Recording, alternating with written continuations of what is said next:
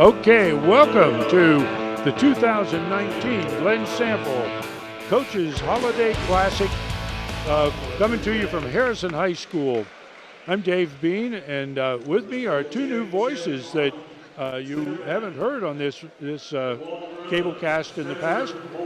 Tim Cunningham and Greg Klein both retired this last year after only 20 years doing this thing. So we have two new guys aboard. Dwayne Meyer. Say hi, Dwayne. Hello, everyone. And Tim McVeigh. Greetings. So we're already starting here at 106 pounds, and you've got the information sheets on us. Tell us about who's out there on the mat, guys. All right, right now we have Pacey Najusik from Mason. He's a senior. He's at Disney Duels this year. He got runner-up as a AA at Disney. His plans to wrestle in college. He's already committed to the Cumberland University in Tennessee. And he is wrestling Spencer Moore. Spencer is from Walton Verona, coached by John Roth. Spencer is a sophomore who last year placed third at this tournament, second in districts and second in the state in Kentucky. Currently ranked number 5 in the country in flow rankings.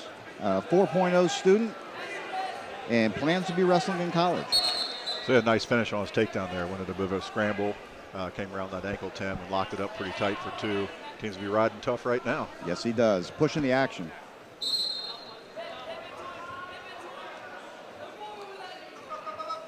They're riding with both boots. That's tough right now. Tough on the bottom man. A little bit.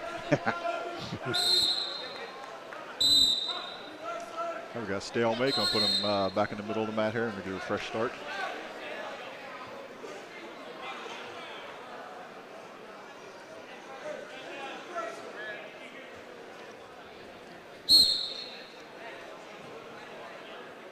Well, I was trying to sort through the brackets here and see who these guys have, how they've gotten here. And of course, the brackets that I have are not in sequence. Dave, I believe they were a first and second seed coming out of their bracket, so that would make sense. That's the way it's supposed to work. I think they put the brackets in alphabetical order here, Dave. Spencer certainly is riding tough on top. It's one of the keys, isn't it, guys? Especially we find that you get to Columbus, and this is what this is all about, is preparing you to get there. But one of the things that's been kind of lacking, I've felt over the last several years, has been our bottom work or control work actually in Columbus in comparison to some areas of the state. Yeah, that's what we noticed. Tim and I both coached at Moeller, and we travel around, especially to Pennsylvania. The mat wrestling was really just superior compared to Ohio for years past. And Ohio was more of a take them down, kick them, take them down. And I think as people are getting ready for college, they're realizing you have to be able to wrestle on the mat in college. You get ride time, 4-point near fall, things like that have just really changed the game. I think we're starting to see that now in Ohio at the high school level as well. Oh, nice shot. Nice shot. Another nice shot by Spencer Moore and finish. He is tough. Now, put him up 5-0 here. As we're watching this championship bout, there's simultaneously matches going on beside us. For 5th place, you have Brandon Mitchell of Oak Hills and Simon Taylor of Centerville. In 3rd place bout is Caleb Thomas of Monroe against Drew Magnus of Elder. So there's a lot more going on than what you're just seeing right there in front of you at this moment.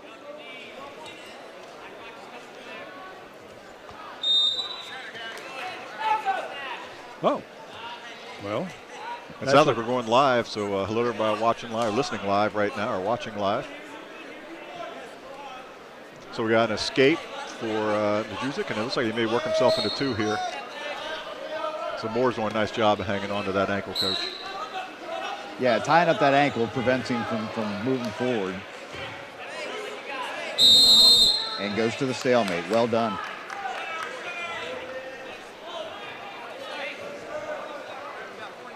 That's frustrating for Najusik as well. I mean, he's worked so hard, got in tight, looked like he's going to get 2 out of it, and come up with nothing. That makes it tough.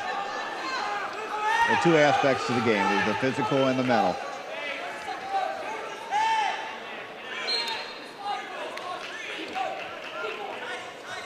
Yeah, we have 47 teams in the tournament this year. It's grown over the years. I can remember way back in the late, well, actually, I think we started in the early 70s, maybe 8 to 10 teams in the tournament, and it's grown exponentially since then. The tournament's actually named for Glenn Sample, who was probably the father of wrestling in Cincinnati, and he introduced this tournament concept to us in what used to be called the UC Invitational. That was a great scramble right there. I thought for sure Moore was going to get another takedown, and they did a nice job of keeping it. Oh, wow, what a high crotch there. Very nicely done. That was a nice scramble, and both were showing some patience not to push it to the point where they got themselves in trouble. And no one hit the panic button. Moore going to work again with the boots in. When Dejusic's in trouble now. He's down 7-1. Boy, he rides that hard. He rides that tough. He does. Yeah, you know you've been in a match after you go against a guy that cranks it that hard and that long.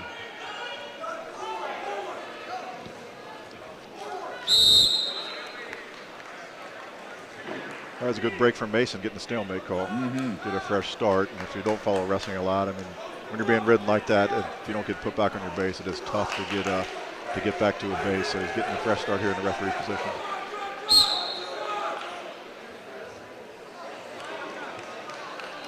Booted up immediately.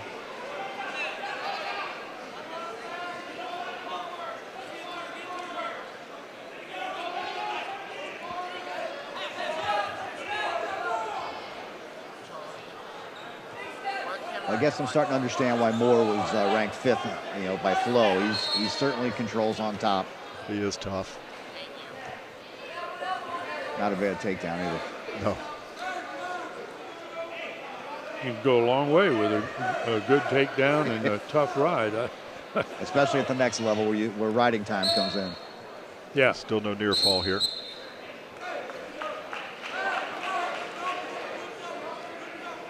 We got 20 seconds to go.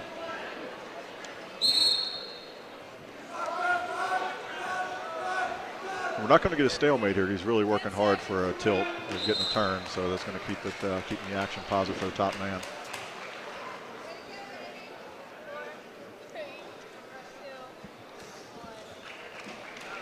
That's a match. Yeah. So your guy came through pretty strong there, Tim. Well controlled by Moore throughout the match. Yeah, he's solid. He's solid wrestler. He's going to go a long way. But at the same time,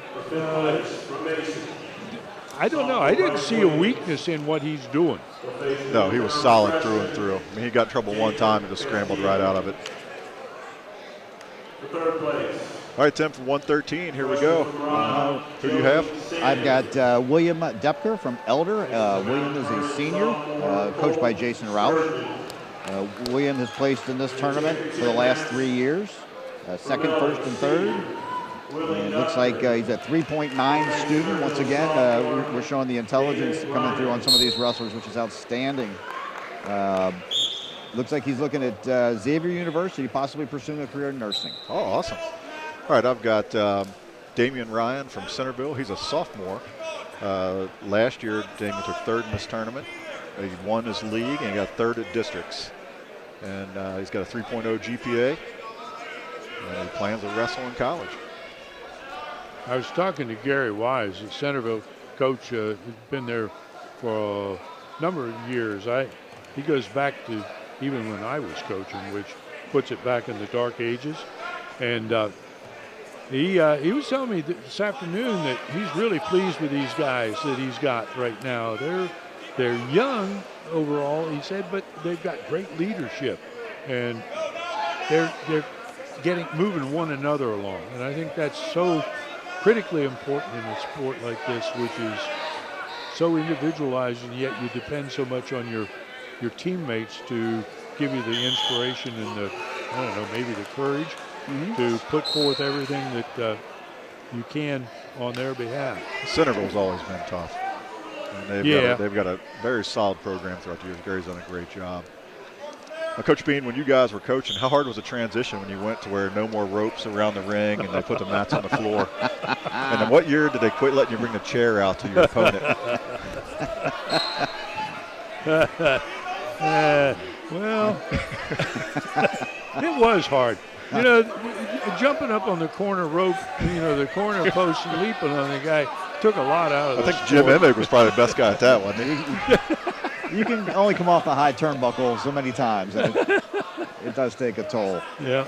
Well, listen, we may end this first period with no score.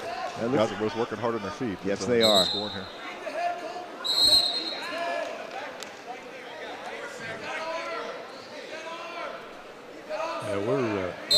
Yeah, it's hard to imagine. There was a lot. Sometimes people mistake the staking out of your opponent as a stalling type thing. But no, these guys respect one another, number one. And number two, they're trying to see, all right, what's he do that when I do this, you know? And it's a learning process that's going on. And the learning curve has to be very abrupt because you only get 6 minutes to learn. Exactly right there, Coach.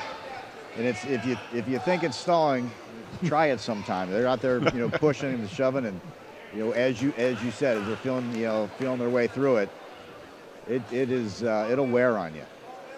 So Willie's riding tough on top, broke him down his hip right away, but he's going to lose control there. And they escape. Let me give a little shout out here to the people from Harrison that have been putting this on. We were trying to figure out how many years it's been here at Harrison. I think it's something like 10 years now. And Coach Chad Dennis and his whole staff wanted to have this here so much, and they really have involved their total community in supporting wrestling and the athletic program in general.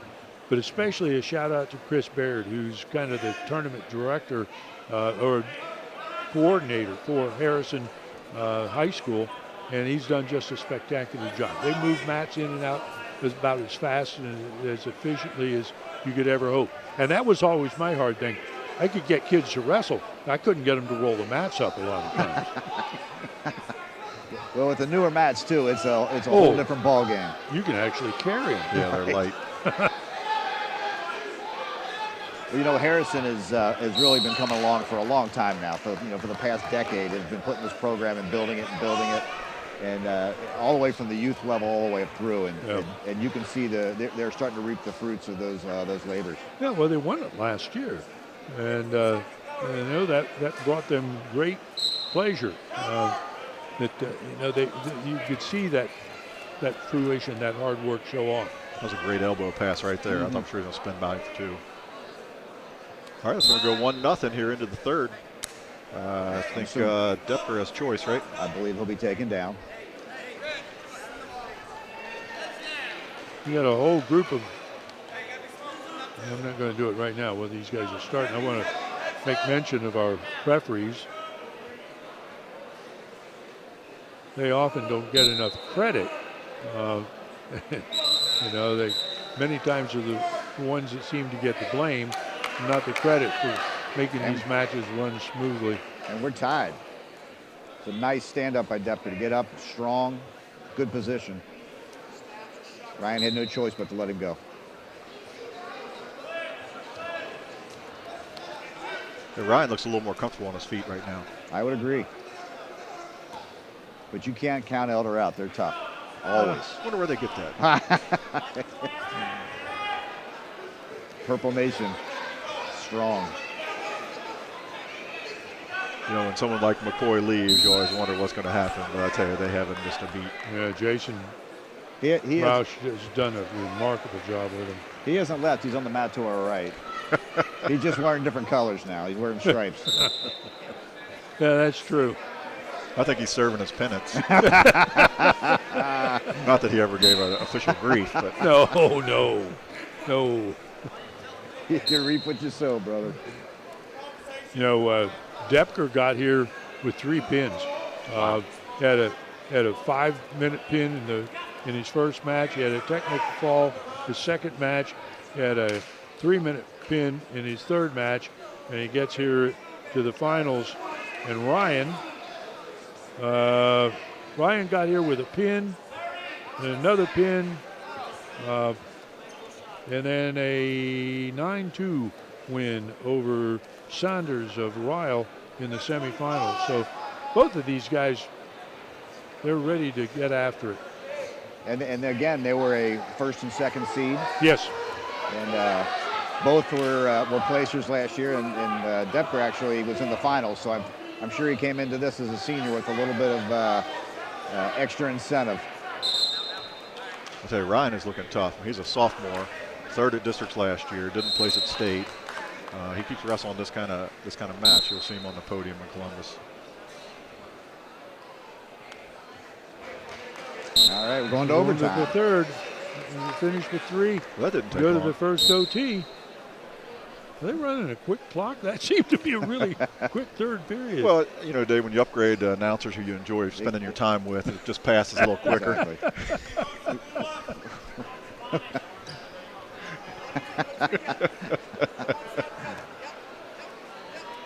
Oh. He just almost stepped through a little too quick, didn't he? Did. Oh, that's a nice Oh, shot. nice. He's in He's deep. Gonna finish. Oh, Nice. nice. Good scramble going. That's going to be 2. That's 2. Hands on the mat. Well What a match. done.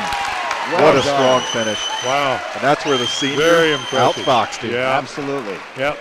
Nice match from both wrestlers. Nice win. I tell you, Depker did a nice job there. He kind That of was let a up nice just a win. little bit. Did what you call a reshot, just finished tight. Great match. We'll see these guys going at it again at districts. So I'm sure we'll have the same match February, March time frame. Yeah, Brett Branson was out there reffing the match. Brett coached at Glen Estee for years, and his son Gage is wrestling in college right now. I think Gage is actually ranked a little bit nationally D2. Is that right? I hadn't picked up on that, but Gage was always a tough wrestler. Yeah. If you viewers are just tuning in on this program and you've missed the first couple of matches, you can back up and catch it again. You can do it multiple ways. One, check out waycross.tv, and you'll find a schedule on there of all the showings that are being done in the northern part of Cincinnati and across the region. Who are our wrestlers this here at 100? I've got Jake Katsanos from Loveland. He's a senior. Jake placed here last year, and then in leagues he was a 2-time league champ, but Jake unfortunately never placed at district, so had a short season every year. I'm sure he's looking to improve that as a senior. He's got a 3.9 GPA, and he also plays football and lacrosse. Outstanding. He'll be wrestling Andrew Newkirk. Andrew's from Fairfield. He is a senior. Last year placed 4th at this tournament and 3rd the year before. Was 1st in the league and 5th at districts last year. Looks like he just missed the cut. This looks like this summer he was 3rd at the Ohio Greco-Roman State and qualified for the Greco-Roman team. So we should expect to see him on his feet and do well. Again, a 3.5 GPA. Plans on going into the sports marketing field. And looks like he's going to attend Kent State and major in sports administration. Nice takedown there by Katsanos. Had a single leg up for a while. Wasn't sure he was going to be able to get the finish, but gets him to the mat for 2. Kostanis came out essentially unseeded in the tournament. He came out and knocked off Jason Jackroth from Elder in the semifinals with a 6-0 win to get here to the finals. It's pretty impressive. Came out, beat the number 3 seed and the number 2 seed to get here. Sounds like a wrestler on a mission. Wrestling tough on top right now. Yes, he is. Yeah, he had 2 6-0 wins and 2 pins. Well, that's tough. Got the escape right there with less than 10 seconds left. That's hard. You hate to see a wrestler give up those points late in a period like that. Andrew Newkirk, as a senior, came in as the number 1 seed, and he has straight pins. He pinned his way from the first bout of the weight all the way through to here to get himself into the finals. Well, Casano sure caught him off guard there. Yeah. He took him down. He was in on that leg quick. Running that bar. Need to get those hips to the mat first. A little risky when you got guys' hips up and you're caught up in the arm bar like that. And there you see he gets his hips up off the mat. Now we're on our feet. And again, another escape. There we go.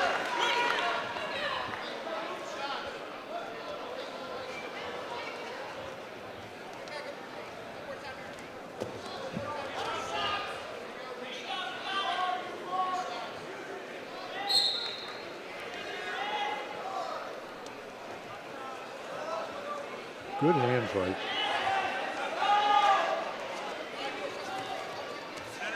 I see where Katsanos caught him with that little sweep single there that he just missed just right now. Oh, nice slide. Nice little Slide slide. by going straight to that Merkel. Yeah.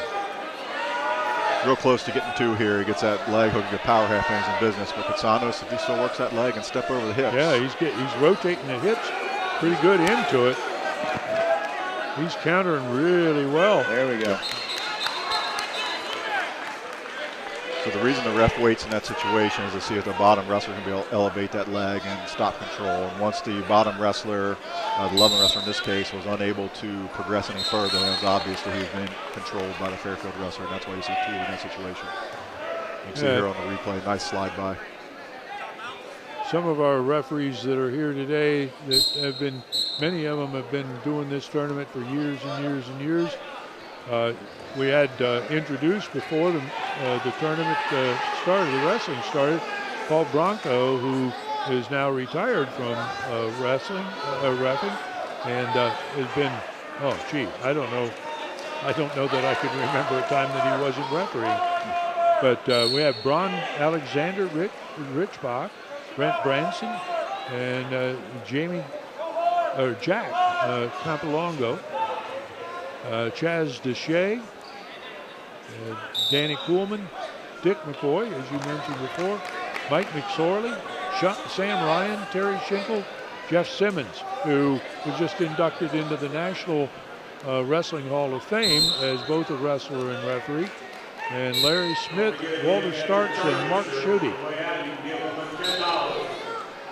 Well, Katsanos has his work cut out for him here, but he's in good position. If he can elevate that leg and step over the hips, he'll get a two here. Ooh. Oh. I'm not sure why he put it behind his head like that. I think he just would have kept the elevation turned in. He could have gotten two out of that. You can see here, he steps it over his head, which is not a move I'm familiar with. Maybe one they use. Coach, you ever seen it? No, I'm not familiar. Sometimes things feel like the right thing to do that sometimes just aren't. Yeah. Bo Nichols, I think, kind of proves that. He invents things as you go along, as he goes along, I think. So he's out now. If he just elevates his hips and turns, he's out. You got to get off the mat in that situation. Yep. He's got his ankle hooked, so he won't be in trouble fighting that ankle free again. As a coach, that gets to your guy's almost out, and he kind of hesitates for a second and gives the top wrestler a chance to grab that ankle and hang on.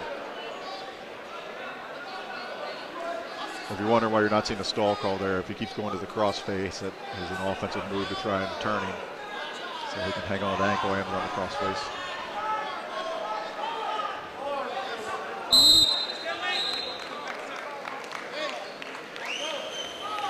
Well, Newkirk is certainly riding tough. He is indeed. He's making Jake work for everything. There's a reason he was a 1 seed coming in. That's exactly right. Jake's wrestling tough. He's still got a minute to go here. He needs to keep his confidence going and at least get one here in the next 10, 15 seconds, and he'll be in business. Newkirk's a kind of a long, stringy wrestler. These are both tall kids for 126. Yeah. I was watching Nebraska, Oklahoma, or Oregon State the other night on TV, and I noticed that Nebraska had three really tall wrestlers, taller than what you're accustomed to seeing in the sport. And two of the three of them, I can't remember what the third one did, but two of them wrestled really hard. Well, we got a stall warning. I don't understand why you stopped the match there. No. He's almost out. You can get the stall warning, continue wrestling. That's a tough call right there. Yeah. Well, maybe it's gives a bottom man who's being violated. Well, it was actually the guy who was on top Katsanos had gotten on top, and Newkirk was hanging on that single leg, and they stopped it, and he was about to come out. I didn't. And Newkirk's better on top, so it's a tough call. But like you were talking about before, when he hit the stand-up, he just went straight up with it. Right. And turned and used good hips and nearly got out. Yep. That was a nice match. A nice job, Katsanos, coming in here unseeded. Wrestled a tough match in the finals. Now he knows what he's got to do. I mean, this could be his go-to match at districts, or could be. Could very well. Great match. It could make a big difference in sectional seeding. You know, you get this kind of a win here in the season, and it elevates your chance for good seeds as you go down the road when it really counts. Senior Jack Collins. So we're moving on. Sophomore Luke Acuna. For your 126-pound championship from Mason. Junior Dominic Castillo. Will face Princeton Senior Josue Dawson. All right, well, I've got Datillo. He's from Mason. He's a junior. Last year, he only wrestled 5 matches. Looks like went 5-0 through the year, so I'm not sure if he had an injury or what happened there. Previous year, he was 44-10, had a really good season. 2nd in league, 3rd at districts, and 4th at state. So a previous state placer out here for his senior year. Very nice. And he's wrestling Josue Dawson. He's a senior from Princeton, coached by Ken Powell. Looks like last year he placed 2nd at this tournament, 3rd in the league. 3.0 student. His goal is to be the first state champ at Princeton since 1969. There's a lofty goal for you. He's going to have to grow a little bit, too, because Charlie Gales was a lot bigger than he is. At that weight? Yeah, he won easily, too. Charlie Gales was a remarkable heavyweight. You've seen wrestlers go running over when they win their championship, run over and jump in their coach's arms. Yeah. The entire arena at St. John's held their breath because Charlie won the state championship, unlimited in those days, and he went running toward the corner where Ron Cordini was waiting as his coach, and everybody thought Charlie was going to jump on Ron. Well, there's a heck of a difference between Charlie and Ron. Fortunately, Charlie jumped to the floor, grabbed Ron, and threw him up in the air. When Coach Meyer and I were coaching together, I let him take all the flying wrestlers at the end of the state championship for that very reason. That was a designated 150 and above catcher. You were the guy.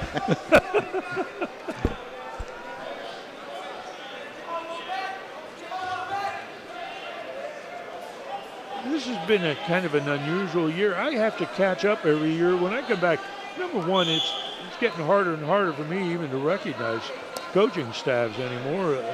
Well, they're the guys that sit in the chairs in the corner. There's a bunch of guys. Yeah, those guys are getting old, man. I don't know what happened, but there's a little bit of movement going on among the coaching ranks, and they're talking about Mason here, and Mason Comets have a new head coach this year, Nicholas Mahaffey, who was at Middletown last year. Right. And I've known Nick since he was coaching at Northwest, and wonderful guy. And he was saying that it was really hard to leave Middletown because they were really good to him there. But financially, he couldn't turn the opportunity down. That enters into it. You got families. It's hard to be a coach these days. It is. As you guys well know. It's very hard. And the key is generally the key is your wife. Amen. We were very lucky. Our wives were they were always there, very supportive. Yep. I'll tell you, this kid from Princeton is riding tough on top. He is indeed. He was a number 3 seed. He had to go through the number 2 to get here. Oh, he gets that dump. He's going to be in business. Oh, wow. And that's a case where he went kind of halfway for a barbed wire and not really a dump. If he picks that knee up with that cross face, he's counting back points there. Be careful, the Merc will come in. And then Well, he got kicked through. Looking for the escape now, so 1-0. Yeah, Mason's had a tough road to hoe with coaches. Yeah, when Mernan left, they had Root there in the wings. Root took over, and then Root packed up and left on him a year later. Right. Ooh, nice hips. Oh, he steps over. That's going to be a nice finish. Wow. Wow, that was so close to 5. Just didn't settle his hips quick enough. Both wrestlers wrestling tough. The Datillo's scrambling nice. You There got he it. gets a 2 out of it. What great hips. Wow. Who's the kid from Sycamore that had hips like that back in the early 2000s? Couldn't wrestle state tournament, but went to senior nationals and almost won it. Yeah, I'm drawing a blank. Well, he had hips like that. Kid was amazing. Just could explode everywhere. I think you just saw him fight in MMA a couple years ago. I know exactly who you're talking about. I cannot remember the name. A nice step over there on the replay you can see on your screen. So it looks like Dawson's going to pick neutral for the third period. Wow. I wonder if Datillo's tough on top or he just feels really good about his takedown skills. Well, Datillo had a couple pins getting here in a 6-0 semifinal, or excuse me, an 11-7 semifinal win. And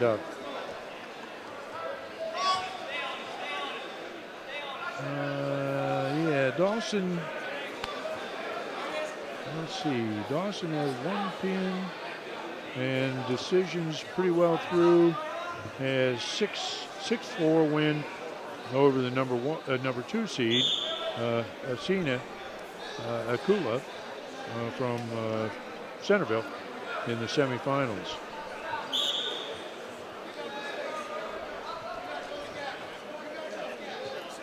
Dawson slowed it down here a little bit.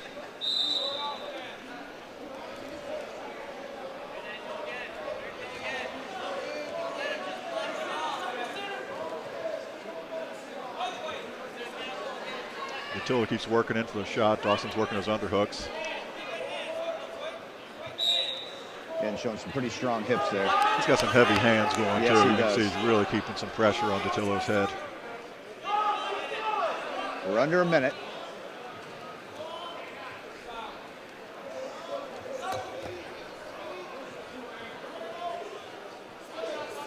Dawson's in good position here. Oh, you got to be careful now. He's got the Merkle locked up. Do not want to come down. Whoa. So hopefully Dawson took a little note there and says, I do not want to tie up that way anymore. Yes. That made you a believer in a hurry. Datillo's a little cagey here. Yes. And he was 4th at state 2 years ago, so obviously he's got some skills rocking. As we used to say, the Oasis served him well. There's the stall call. Going heavy on the hips again. There's that whizzer in deep.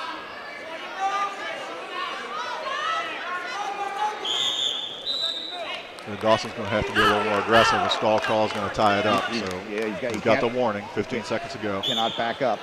He's a pressure in, get a shot. Nice job. Tap the leg. 10 seconds. Now he's in good shape for not getting stall calls. Needs to work heavy on the head, keep circling. Datillo's got to get through those underhooks if it's tough. Trying to jack up the underhooks. No. Got the head and arm locked up. There we go. Oh, what a nice match. Well done. Great job by Dawson. Those are great hips, and that's what you call a really athletic wrestler. Good match. Datillo's got a lot of skill, but that athleticism is hard to beat sometimes. Good tournament. Yeah. Hey, Coach Plummer. That's good for Princeton. They've worked hard to reestablish and get kids here and producing. That's great. Good job. Now 132 pounds. Battling for 5th place from Mason. Senior Dante Tulio. All right, so 132. I've got Matt Verdis out of Vandalia Butler. Matt's a senior. He's 15-0 currently. Was 39-11 last year.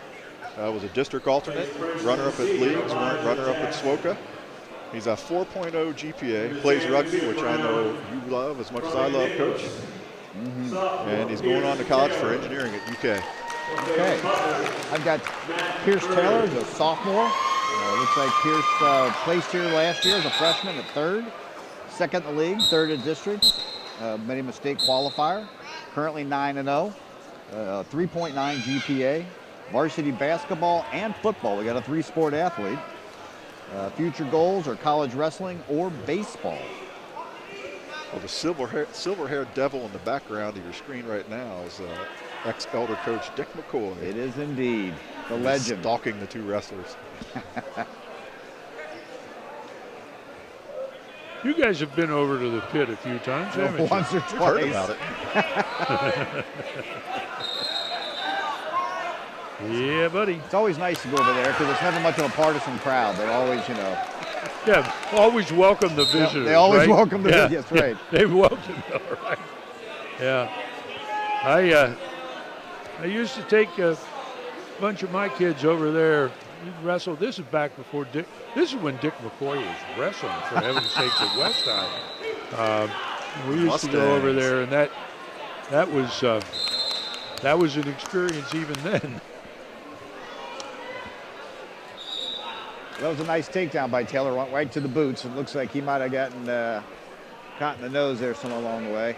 So is Coach Walsh not at McNick anymore, Tom? I believe he is helping out, but I don't know that he's here tonight. Yeah, I didn't see him. So the coach for, as you see a takedown on your screen right there. The coach for Butler, Coach Plummer, he was at Chaminade for quite a while?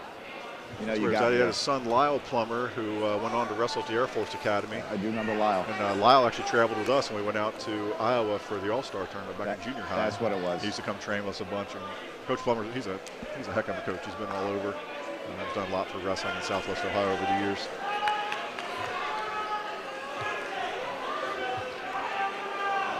And then we have Schinkel from Batavia out there.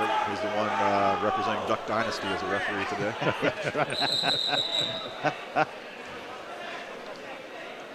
Yeah. He let the beard grow even longer. There must be something going on over there on the east side of town I don't know about. So it keeps his whistle warm when he's reffing. Careful now, you're starting to get in my hood a little bit, so. That's why you migrated that way. I did indeed.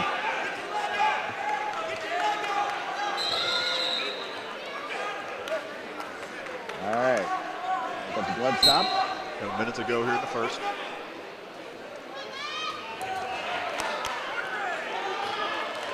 Well, I'm taking a look here at the team standings. I'm just going to look at the top 10 right now. Lakota East, they have an assistant coach, Scott Fetzer now. That's hard to imagine. Wow. What do you do with all his red clothes? He wasn't wearing anything red. He just had a black shirt on. I kind of looked at him strangely, and then all at once I saw Lakota East. I almost, that was a surprise. We're seeing some funk on the mat right You now. betcha. Look at those two guys going at it. Oh, wow. There you go. That's a good one, fellas. I'm not sure whose foot belonged to who. I don't know. That was a rough one. Well, in Lakota East has 109.5.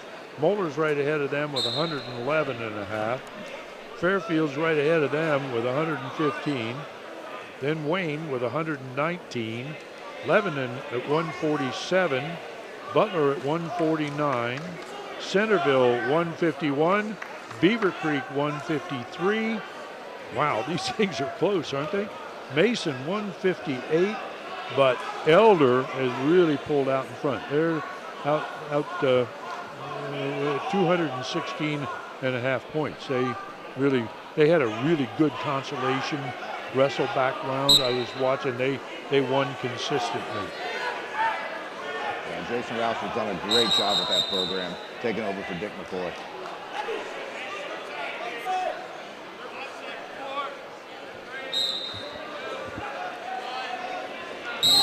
Heading to the second period, Taylor's up 2-1. What was Taylor seeded coming in, Coach? Taylor, I'll find out. I don't have it. I do. I've got it here somewhere. Wait a minute. I didn't get the right weight class even. 130. I'll get there. Taylor was #1 seed. Wow, okay. And that's as high as anybody I've seen from McNicholas in a long time. I've never seen one seated higher than one from McNick. No, I mean, I haven't. I'll tell you what. Are you looking for another job too? You know, you got to do stand up. When I was at Reading, they taught me things about numbers. Coach Engel was always telling me something about number one. I don't know. Right. He told you you're number one on a regular basis, didn't This he? is number one and number two out here, guys. Well, let's see. Mr. Taylor. Coach Plummer showing how his elbow can bend upwards now. Yeah. See that? Got a pin in 55 seconds, and then a major decision, and a 6-2 decision, and a 4-1 win over Matt Bowes of Lakota East in the semifinals. Matt Verdes of Butler had one pin, a major decision, two major decisions. An 8-6 semifinal win over Luke. Once again, we've got blood time. Of Scott, and he got here. This was a pretty tough weight, or a very even weight, I would say.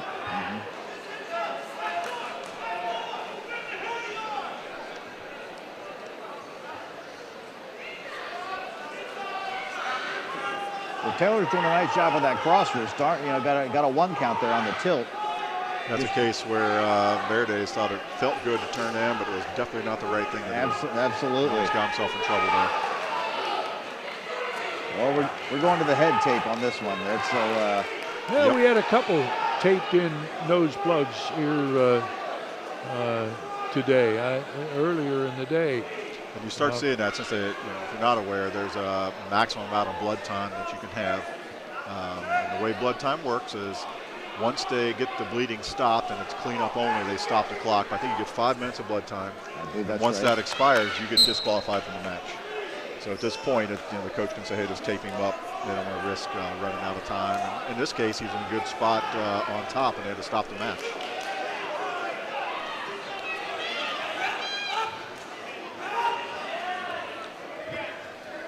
Nice little grand. Way to roll through it. Great float. Yep. Taylor likes to ride down the hips, so it's a little risky.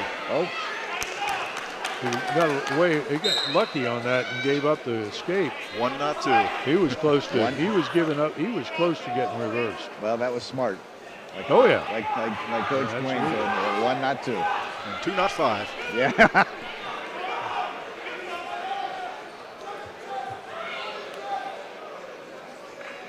And for those of you who are trying to discern what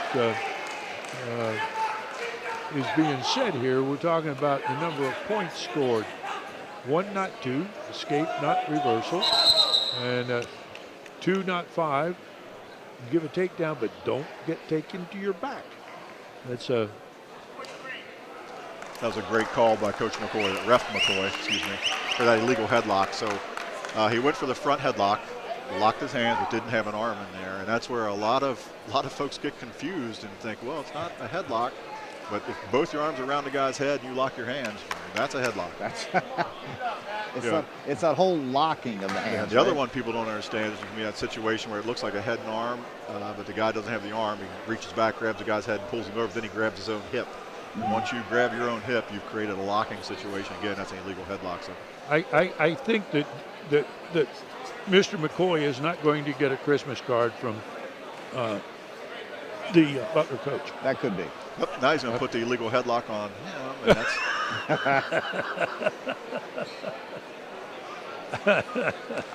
well, he didn't squeeze it very tight, and I think he wanted to.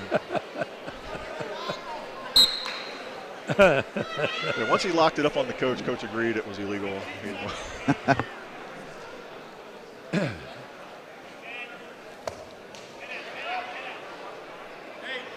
7 seconds. Everybody thinks that Coach McCoy is just such a wonderful, friendly, jovial guy all the time. Dave, it's Christmas. Yes. When you get him out here, when you get him around a wrestling mat, it's like somebody turned a serious switch on. Well, I was going to say, and as a referee, boy, he really is a good ref.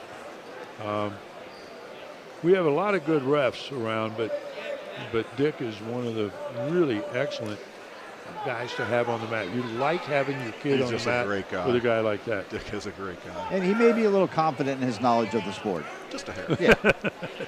Yeah. Yeah, Tim and I always joke around with Dick, and we used to take our junior high team over to the Elder Invitational all the time, and it's a great tournament. And we're there one Saturday, and I walk in the restroom, and Dick's in there changing out the toilet paper rolls. Yeah. And I told him, I said, over at Moeller, Geyer doesn't have to do that. And you know, Dick gives you that look where he just loves you beyond all doubt. Once again, this event is being brought to you by the volunteers of Waycross Community Media. If you just tuned in and you want to see the thing from the beginning, you can do so. Go to waycross.tv, look at the schedule that's there, pick it up there. You can get it on demand. You can also find it on YouTube. And for some of you out there, you may actually be watching this on the internet, which is, I believe, the first time we've ever been in a simulcast with the internet. So, Coach, I'll get back to you with a question about that in a second. So on top here, Tim, and we're at 1 minute to go. Verdez is losing by 1. At what point here do we kick him? I mean, I'm sure Coach Plummer's got to be thinking, am I going to be able to turn this kid or not? What are your thoughts? I think we're getting about that point where I don't think you're going to turn him. He's awfully tough on the bottom. He scrambles well. You got to make that call here pretty soon. You're going to run out of time if you don't. It used to be you had to do it before there was 20 seconds left. That was the mantra that used to be in vogue. That if you were going to cut him before there was 20 seconds. They just did. Stop there for the headgear. Yep. Now Coach Plummer's telling him he wants to go neutral, so they're going to put him on his feet. So my question to you, Coach Beam, you're talking about the live cast on YouTube. Were you reading that, or did you memorize all that? What? Man.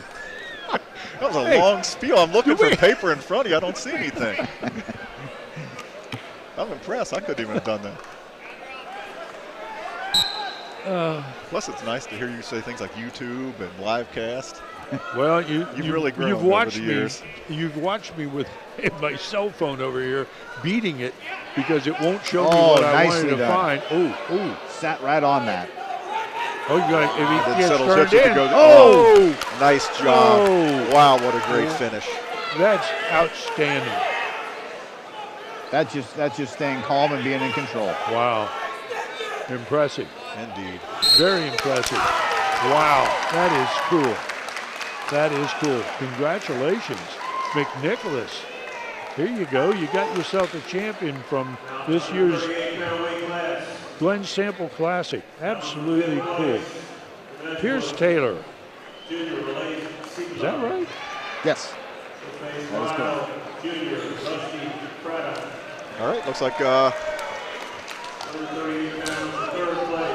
in this one I've got another Butler wrestler in here, Logan Hoskins. He's a senior. He was a district runner-up as a freshman, 4th at districts as a sophomore, 3rd at districts last year as a junior. Looking forward to a battle here in the finals. Who's he remind you of? Collegiate wrestler. He graduated now from Ohio State. Can't say his name. National champion. Stever? Huh? You talking about one of the Stevers? No. The 26-pounder. The one that. That's terrible. I can't. Yeah. My short-term memory's gone. Well, I'll give you a minute to think about that, Coach, while I introduce Luke Marsh, who is a sophomore from Lebanon. Luke placed 5th in this tournament last year. Wow. Sectional champ. He was 3rd in districts. Luke carries a 4.0, plays baseball, football. Future goals are to be a state champ, to wrestle in college. On a personal note, I have been watching Luke wrestle since he was about, I'd say 4 years old. And back when he was 4, he was still stronger than I am now. Boy, he's also quick. He is. He is quick. That was a blast of a shot. Hoskins has been around a while. I can't remember where I saw him wrestle previously. But, I remember watching Logan wrestle for a long time. I think he's come down and wrestled with junior high somewhere around where we were back in the day. Yeah, Marsh was one of those kids in our wrestling room back when we were doing Kids Club, Coach. He came in at 2 or 3 years old, was a little fire plug, and he would go over and climb the ropes. And we wouldn't let the younger kids climb the ropes. And one of our coaches said, "Hey, I don't think he can climb the ropes." And I said, "Looks like he's climbing them just fine." Yeah. He was amazing. He was always jumping on my boys when they were a lot older. He's a great family, great kid. His brother's here wrestling today as well. Great attitude. Always with a smile. Unfortunately, he's not smiling right now. Hoskins is riding him pretty tight. Yes, he is.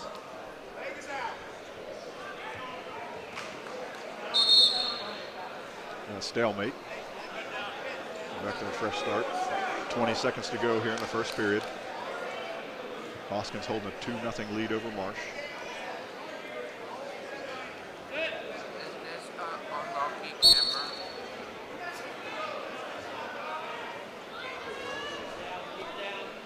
So it looks like Hoskins is he's bumped up a little bit since last year. He was at 26 last year. Now he's at 38. So as you see with seniors, sometimes that growth spurt hits, and well, you can see he hasn't been missing many weight workouts. I think you're probably right about that. He definitely has been close to the iron. I think neither of these guys have missed too many weight workouts. No, these guys are powerful.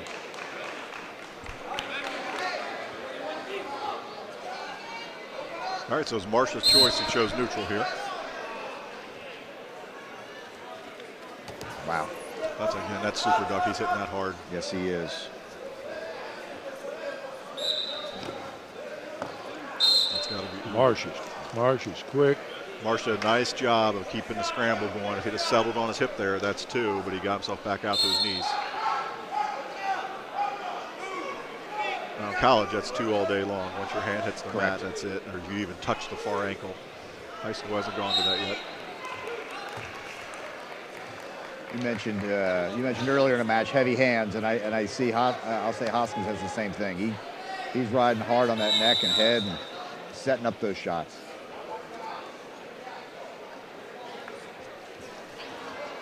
Ooh! He's strong on his feet. He knows where he is. That's for darn sure. He uses the other guys. Yeah, the mark of success on your feet is using the other guy's momentum to your advantage again and again and again. Most of the time, it isn't just a straight power blow. It's a blow that hits at an angle or takes advantage of your momentum. Getting that guy off balance is so key. I mean, you set up your move, and you get a guy moving the direction you want. It makes you look twice as strong when you already get his body moving one direction. Yeah. You hit the move just right. So that's what you see out of Hoskins. He's a senior.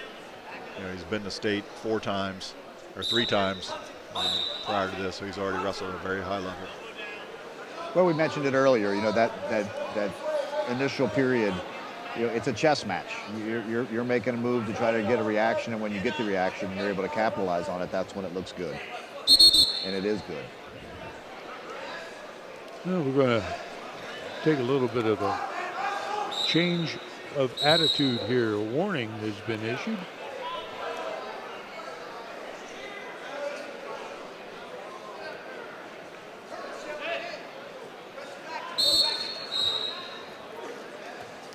Boy, I'm more impressed with Luke Marsh every minute. He never lets up. He's got pressure on you all the time. That's Hoskins on top. I'm sorry. I'm sorry. You're right. You don't have to apologize to me, Coach. And he's controlling the match. He's calling what he wants. He's dictating what happens out there, that's a confident wrestler. He's already taken down twice, so he's comfortable choosing neutral here. Luke looks like he's going to try to pump up the volume here a little bit. Yep, with a lot of pressure on Marsh. He's got to get a takedown here to get back in it.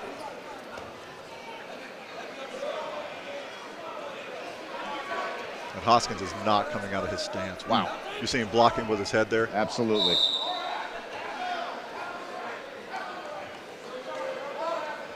We used to always have a saying, the hands, head, hips, and heart. That's how you block shots. Yeah, we'd always drilled heavy hands, blocking with our hands. And I remember when Nate Kmetz came home, he was wrestling Cleveland State at the time, was working with our team, and he was showing us how to block with his forehead. And I'd never seen that before, and where you see it more and more in college. You guys really bring their head level down block the initial head coming in from the other wrestler and use their hands to block their hands.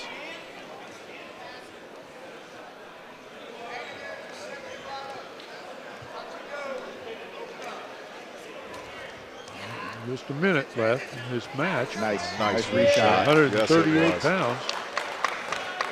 And once again, just controlled. It's controlled. He's doing it, what he wants to do when he wants to do And it. Luke was desperate there. I mean, Luke's working Yes. hard, feels like the clock's running down, and that's just inexperience on Luke's part. You still got a minute to go. You have all the time in the world. Set that shot up, get something that's a higher percentage finish. And I think we saw Luke there just hit the panic button a little bit too early. But this is a great match for Luke. They're going to see each other again at districts. Absolutely. Hopefully, this will be the finals match for those guys again. And keep on rolling. That's what growth is about. You learn. Yep. You can see Luke's a little down right now as a sophomore. But he's got to pop head up, keep on wrestling hard. Nice job there. Good as one. Oops. Didn't step out quick enough. Nope. And that's a case where, Luke was out. He should have taken 2 steps backwards, post his arms, get free, get clear. Instead, he thought he was going to get one and start working, and Hoskins said he'll have none of it. That's it. Indeed, he did. I've seen this once before.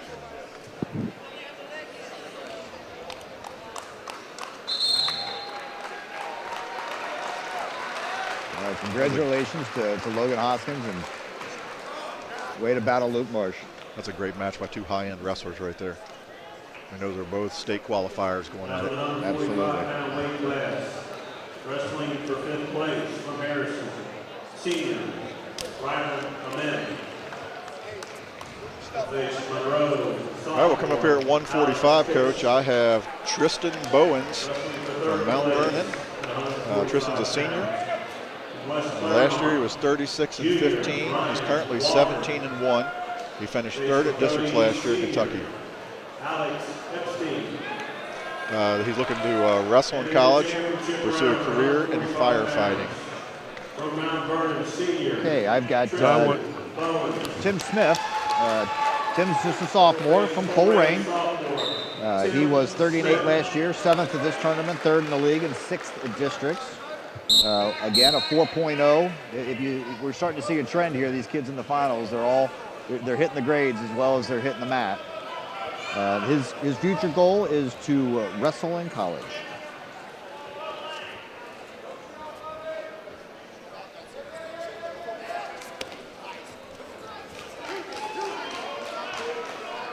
And Tim went to the well one too many times there. He tried to slide by, almost had it. Tried again, almost had it. Next time,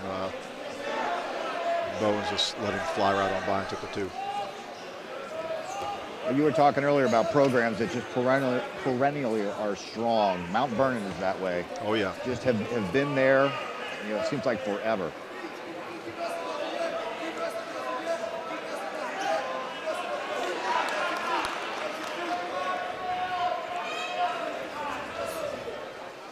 Was that home I of the remember gangster seeing back in this the day? Tim Smith from Coleraine duels that we covered there last year as a freshman. We were saying at that time, this kid's got a lot of weapons as he grows and gains experience. He's going to get nothing but better and better. I didn't quite expect to see him this far this year, but he's gotten here from third seed. Oh, Roll through. walked in the headline there. I thought he was going to be able to roll through it, but he did not. Oh, he He came did. out of it. He did. He needs to just keep on moving his hips. He's in great shape. Keep moving your hips. Keep Get moving your hips Lock it up, up. hips up, Lock hips it up. up. Again, he stopped that back leg. Keep scooting. Scoop. Now if he scoop, grabs his own scoop, foot, it's 2. Scoop. There, he's got the There 2. you go. two. Got the 2. Nicely done. He did not panic at all. That's impressive for a sophomore. in that Absolutely. situation. It is. That's what we said, last year when we saw him. He didn't wrestle like a freshman. The kid's got some solid background. As you move up in weights, you see, fewer and fewer underclassmen. And at 145, to see a sophomore performing at this level, that's impressive.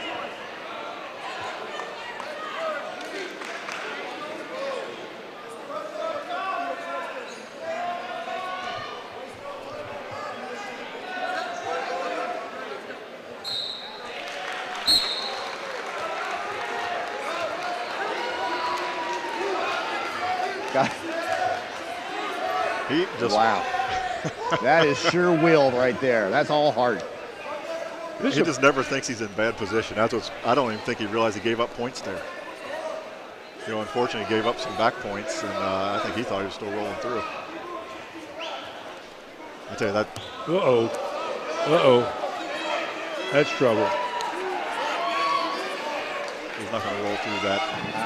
We'll see. Wow. He did again. How did he get out of that? I think, like you said, though, he just doesn't think he's in bad shape, so he just continues to wrestle. He's one of those guys who's going to keep rolling around like that until he pins you. Bowens from Mount Vernon he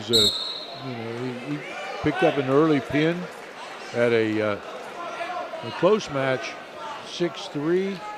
Then he had a major decision and a major decision in the semifinals to get here. He's the real deal. Looks like he might have some blood. Smith started with a tough situation, 3-1 in his first match, and then picked up a pin and an 8-4 win in the quarterfinals, and a 9-6 victory in the semifinals. This isn't a weight class where there was a lot of mismatching and a lot of pins. This was a weight class where everybody had to work their way through it. Makes for a pretty interesting competition. It's also one of the largest. This may be almost a full weight class. Yeah, a lot of kids in this one. So to come through here, to survive actually, is quite an accomplishment. 11-5.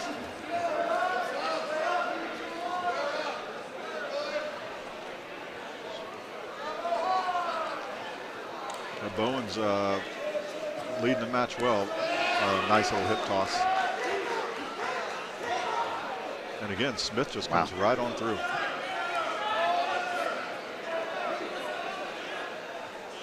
Yeah, Smith is a year-round wrestler. Wrestles for the Ohio national team this past summer.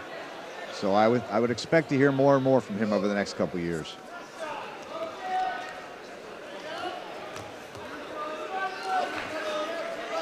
And nicely done. Here. Trapped that, didn't let that elbow slide through, picked it off, picks up back points of his own.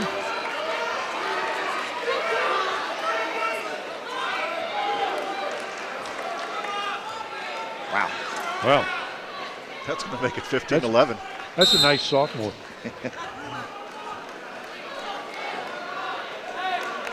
That's the thing about wrestlers like that. You know, when they're younger, I don't mind them taking those kind of risks because you learn a lot from it. You learn that, hey, when I'm in a certain position, this actually works. You know, and guys that don't take the risks, sometimes they don't develop to be able to hit those moves. Yeah. And this kid, he just rolls all over the mat and never really feels like he's in bad shape. And I'm sure his coach is going crazy, watching the scoreboard tick up and up and up against him. But you know, next thing you know, he comes out with a big 5-point move. Yeah, that was very nice. I can remember so many days in the practice room talking about, you got to keep control of that elbow. You've got to keep control of the elbow. And some learn and some don't. And he obviously understands that very clearly. I think Tim Smith is one of those wrestlers that when you're in the corner, I call him a no, yes kind of wrestler, because you're going, no, yes. And because he'll put himself in position. Replay there, I think we're going to see him hit that 5 right in the period. Goes a little bit of a slide by, kind of goes to the Merkle, gets a little sloppy there, then goes to the barrel roll. And they come around the hip for that dump finish. And right here, now he's coming across the hips, got the dump. Nice transition. Keeps that elbow locked nice, chin in the shoulder, so count to 5. Well, once again, we have a match. Third period, 15-11. Smith takes down, smart call, so he gets an escape, makes it 15-12. He just needs 3 to tie it up. That's an optional start by Bowens. This tournament is really balanced this year. We've got 12 teams over 100 points, and that's pretty unusual. Sometimes you got maybe 3-4 teams over 100, but to have 12 teams over 100 points, that's good distribution. It is. It's That's nice. I'd like to see Smith try something different on his feet. He just keeps going with that little elbow pass slide by on the left side every time. He's going to need to open it up if he wants to place this. Green just got called for stalling. Minute 25 left to go in the period. I'm sure Bones doesn't want to roll around with him anymore. He's wanting something solid. There's the barrel. There's that's what he. Oh. What are they going to do? They're going to wrestle on the mat. They're going to cut. Got a minute to go. You got to kick him. You don't want to go for reverse here. That is a deep, tight waist. His fingers are touching the vertebrae. That's a spinal. Now they're going to cut. That's a spinal. All right, so 16-14. Under a minute. Smith is still wrestling very calm. Very impressive for a sophomore. Wow, nice shot by Bowens. Nice and deep. Going to the funk. He's going to the Merkle. He's not going to get it. He's going to give up 5 here. Nope. Only gives up 2. Now that's amazing. 30 seconds. Well, Bones in great shape here. A stall call is not going to hurt him. It's only 1 point. Okay, we got an escape. Now Smith needs to get his foot on the gas. 3-point match. It's got to be more than a takedown. It was a nice job by Bones to drop down for a single leg and stay out of the funk. Going to tie up that leg and ride out the rest of the period, which is... That should be 2. Oh, he gave him 2, okay. Yep. He hit the ankle. You got 2 seconds. Wow. He's going to run out of time. Well done. That's good match. Good match. Only 35 points scored in that match. Wow. That's more than all the other matches combined so far. 152 pounds. That was in 5th place. From Wyoming, Junior Nathan Bryan will face Fairfield's Junior Donovan Hall. For 3rd place, from Elder, Senior. All right, so for the first place match, I have Austin Mullins from Wayne. He's a junior. He was actually 7th in the state as a freshman. Did not wrestle for the state tournament last year. And I remember watching Mullins wrestle his freshman year in the district finals, and we did the match together at Kettering, coach, and it was unbelievable. He is something special to watch. He's also a football player. He's got a 4.5 GPA. And he plans to go D1 for either wrestling or football in college. And he is wrestling Judah Thomas from Middletown. Judah's a senior. He is 13-0 this year. He was the 160-pound champ at Edgewood this year, the Ohio State Fair champ this summer, a 3.55 student. And as like many, he doesn't know exactly what he wants to do, but he knows for his future, big things.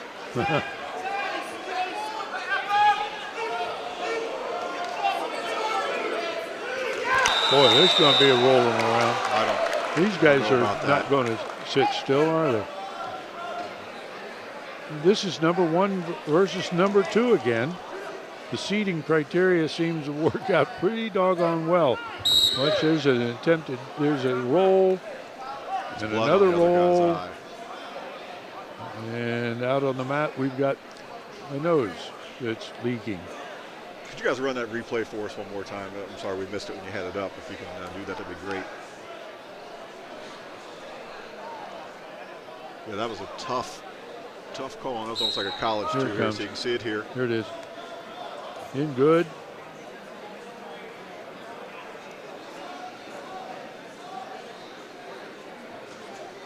Head rip. Attempt switch. No, we're going to go this way and roll. That's a nice chain series. I don't see the 2 there. It's a tough call. Yep.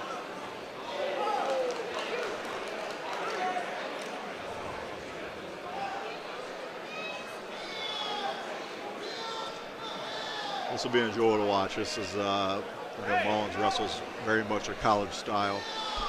And obviously the same thing's going on right now with Thomas. Yeah, they both get to the semifinals with 3 pins. They both won fairly close matches.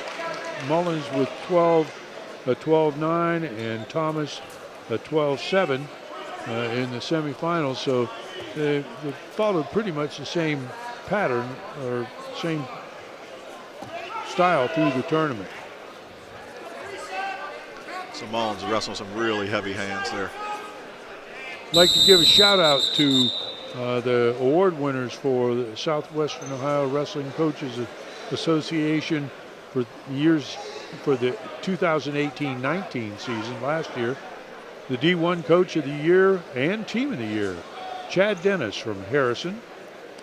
The D2 Team Champion and Coach of the Year, Rich Dunn from Ross. And Tom Donahue and his Bethel Tate Tigers took home the honors in D3. And the Milford Stat Squad ended up being honored as the Outstanding Stat Squad of the Year. Job well done. All of you people that are supportive of the sport in whatever way you can be, it's useful. Takes a village. All right, back. Here we go back live. We got Mullins going with the Teenage Mutant Ninja Turtle look. Ready for the second period. Wow, that was a quick sweep. Nice heavy hips. Wow. Boy, Thomas did a great job with his hips there. And a nice reshot off of that.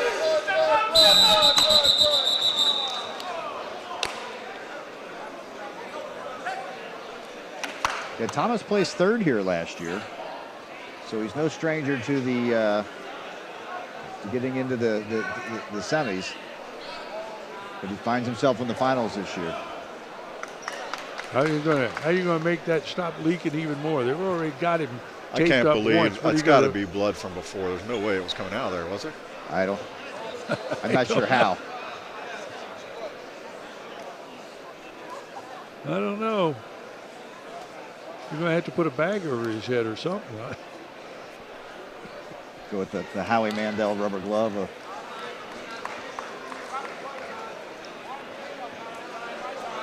Did you ever see a guy? Did you ever see you must have seen this. Both of you probably have seen it. Kid punches himself in the nose, get a bloody nose, get timeout. No. Did you ever see it? I've seen guys bite themselves.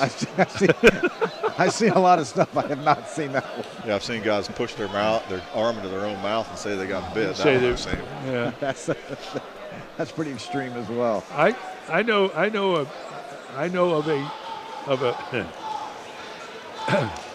I can't use the name, but I know of a coach that used, this is back in the day, I understand, but there was a coach here in Greater Cincinnati who was kind of notorious for coming up with all kinds of unethical behavior, and that was one he'd gotten a couple of his kids to buy into.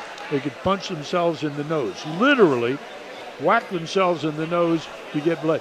And one kid took 4 shots before he got it. And that's when everybody discovered what was going on. When I was at Reading, we do it for you. We were told to properly do the crossface. First, you put your hand in your back pocket and reach around as fast as you could. I seem to remember that too. Yeah. I saw a house floating in the river and a cow on top of the house. You know, I haven't been back to this tournament for a couple years, and you just look around and some of the faces.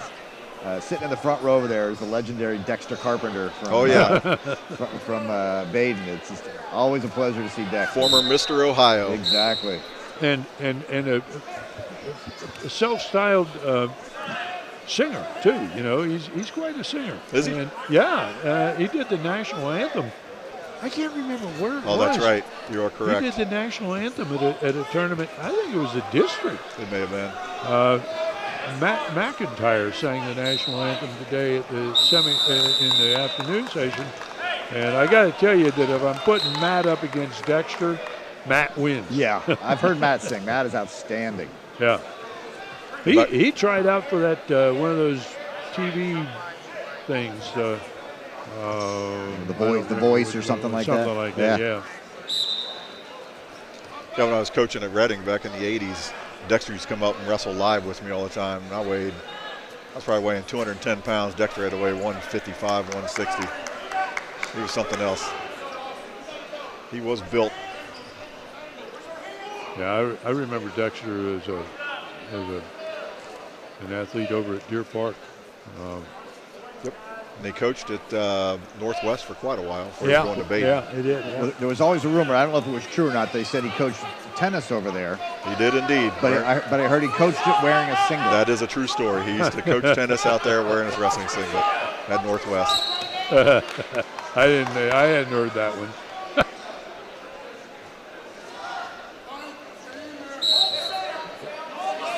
Anytime I think of Northwest, I think of Ev Fight. It was a nice two by Mullins. Nice. That's on tie the match up.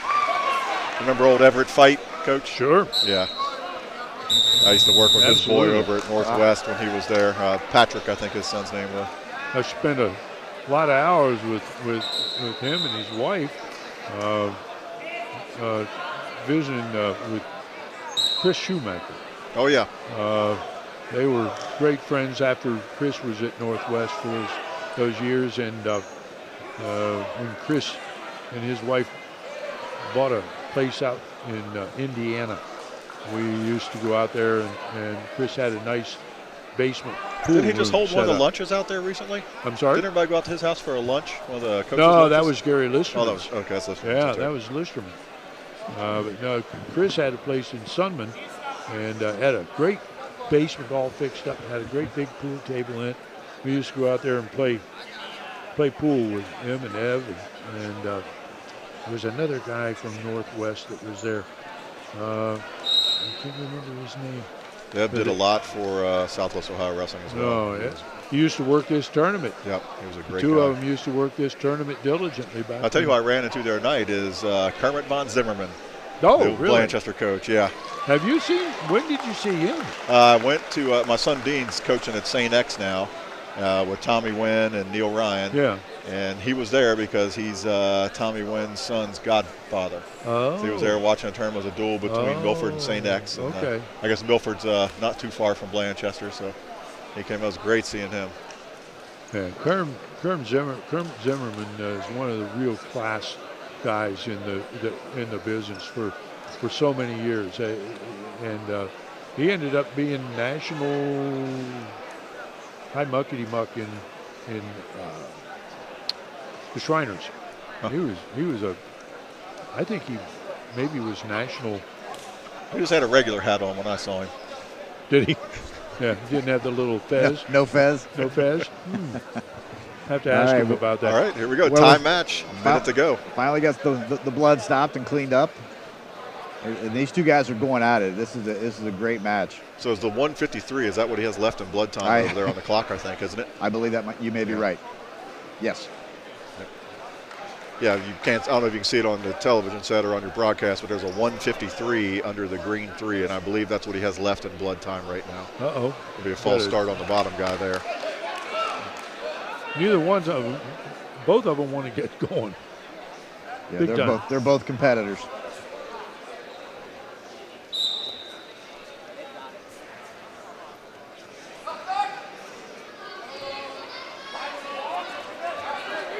All right, here we go. 4-3, Thomas is up. We have 45 seconds to go.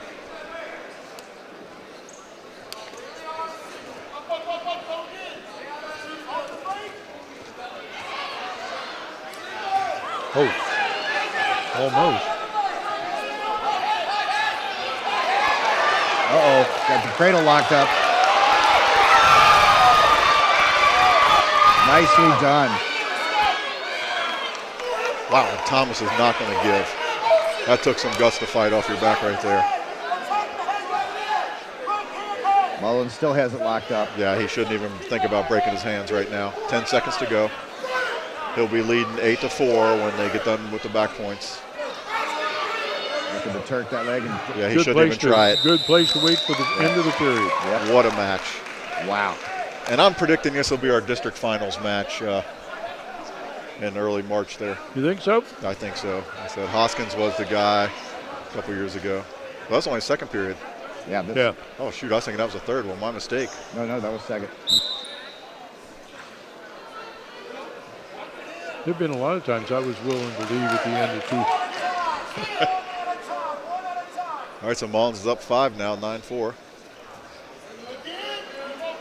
guess the 4 minutes of blood time threw me off. You just heard Mullins coach, one at a time. Not don't go for the big home run at this point. Just stay within yourself, get the takedown. Oh, fleeing the mat. Yes. You cannot use the edge of the mat as a means to escape a takedown. And Mullins did a nice job there, not trying to fight, do anything crazy to pull him back in. Now, this is something that always drove me crazy when my kids would show the ref they have blood on their finger and stop them because you're already running low on blood time. You don't want to give anybody the reason to stop it. So he's got 2 minutes and 10 seconds of blood time used, so he still has a couple minutes. Okay, that's the used time. I'm wondering if he also not only got the nose going, he must have cut a lip too. Very possible. My son used to, my younger son used to, he was wearing braces, and it's before people got smart and started wearing a mouthpiece with them. And you talk about hitting yourself in the nose. Hans used to always get hit in the mouth and bleed. You know, you can bleed all over everybody. You can shred the inside of a lip pretty quick with braces. And they weren't the Invisalign braces they have today. They were the old metal ones. Right. The metal hooks were wonderful. Metal bands and wire in your mouth. And I kept seeing $110 a pop going every time he got bashed in the mouth. Oh man, there's another trip. Wow, these guys are aggressive. Oh, yes. Slick. And quick. Nicely done. There's two. That's going to put Mullins up 12-4. And Mullins is comfortable on his feet now. Yeah, he's going to cruise a little bit now. He doesn't need to be the aggressor. He can wait for Thomas to come in hard and hopefully catch him. What you can see as the differential in the score grows, he continues to gain more confidence in settling in. You get quicker the more relaxed you get, and he just mentally relaxed. Mullins doing a nice job there. He's just circling. You're not going to get a stall call if you keep circling like that. And Thomas isn't pushing the action, so he's not really got anything to worry about.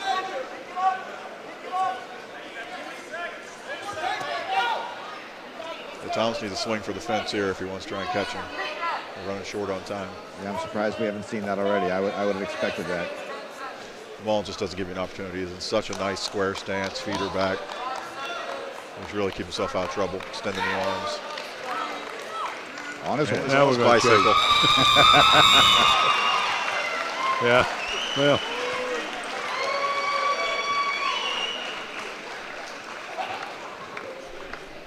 Well, so far, guys, I was just taking a look at this. 7 out of the 8 matches that we've had wrestled have all been won by the #1 seed. And the only exception to it was the kid that came out unseeded. Coach looking over at the mat 3. We got Kurt Thompson, Jake Thompson's brother, coming up against Ethan Marsh. Oh, Ethan Marsh. How about Luke that? Marsh's older brother. So there's 2 ex-Moeller Kids Club wrestlers going at it on mat 3.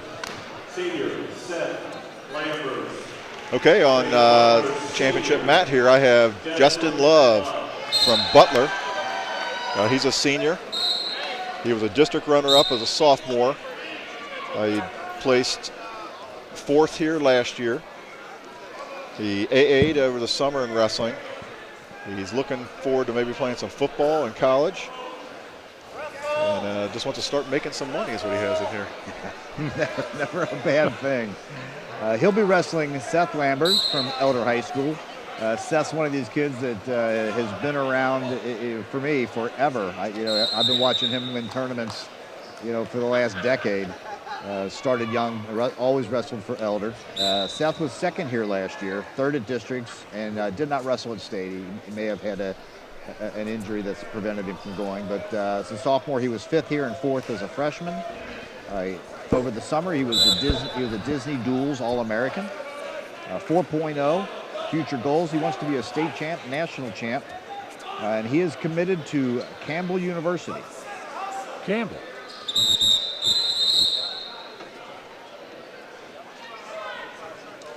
I don't think we've had anybody. Well, I haven't seen all the information sheets, but we've probably got a cum laude society amongst the guys in the finals here. It's impressive, and any coach will tell you it's not just about what you do on the mat. You've got to hit the books as well. Oh boy, makes so much difference. Yep.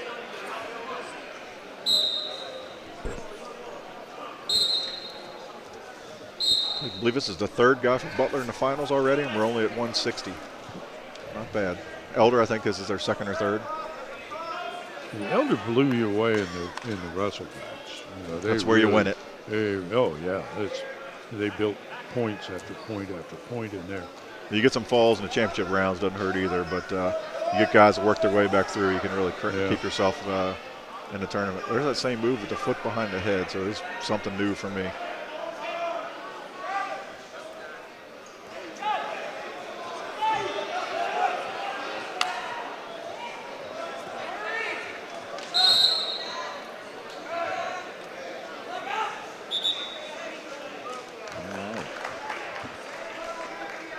Another scoreless first.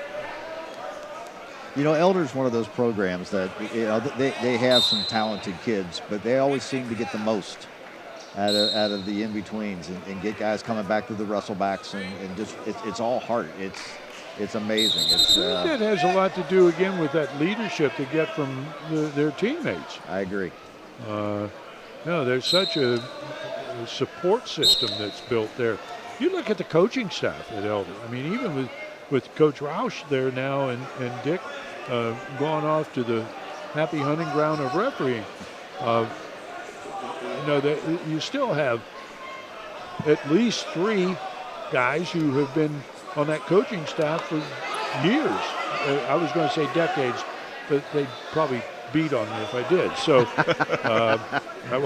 I won't say that. Now here's Justin Love. Now here's one of the few examples of guys coming through unseeded to get to the finals. He had 3 pins, and then he had 4 pins to get here to the finals. He pinned Simon Kenton's Morgan in the semifinals. May get another one here. He's got that power half tight. Oh, there it is. Wow. How about 5 pins for the tournament, How about coach? 5 pins? That's pretty impressive. I don't know what else you got to do to get a tournament MVP. Right, Wow. You're unseeded, 5 pins. Wow. Making a case, isn't he? Can you score more points than that in a tournament? I don't think you can. What did he wrestle? 5 rounds, 5 pins? He wrestled 1, 2, 3, 4, 5 matches. Yeah, you can't score many pins. points than that. Nope. 5 falls. Nope. That's amazing. Nope. What a Nope. tournament for Justin Love. That's really, really impressive. You can see he's got the boots in here. He's going to come across with that power half, and he digs that elbow in tight. And the key to this is he puts the spur in with his left foot. And that's what you're able to crank those hips over with. Opens him up. You see a lot of guys keep just a one leg in. Once you get both boots in. Look how he settles his hips. Forehead off the mat, all the weights on Lambers there. Wow. Well done. That was a remark. He's had a good weekend. Boy, Merry Christmas. He deserves a.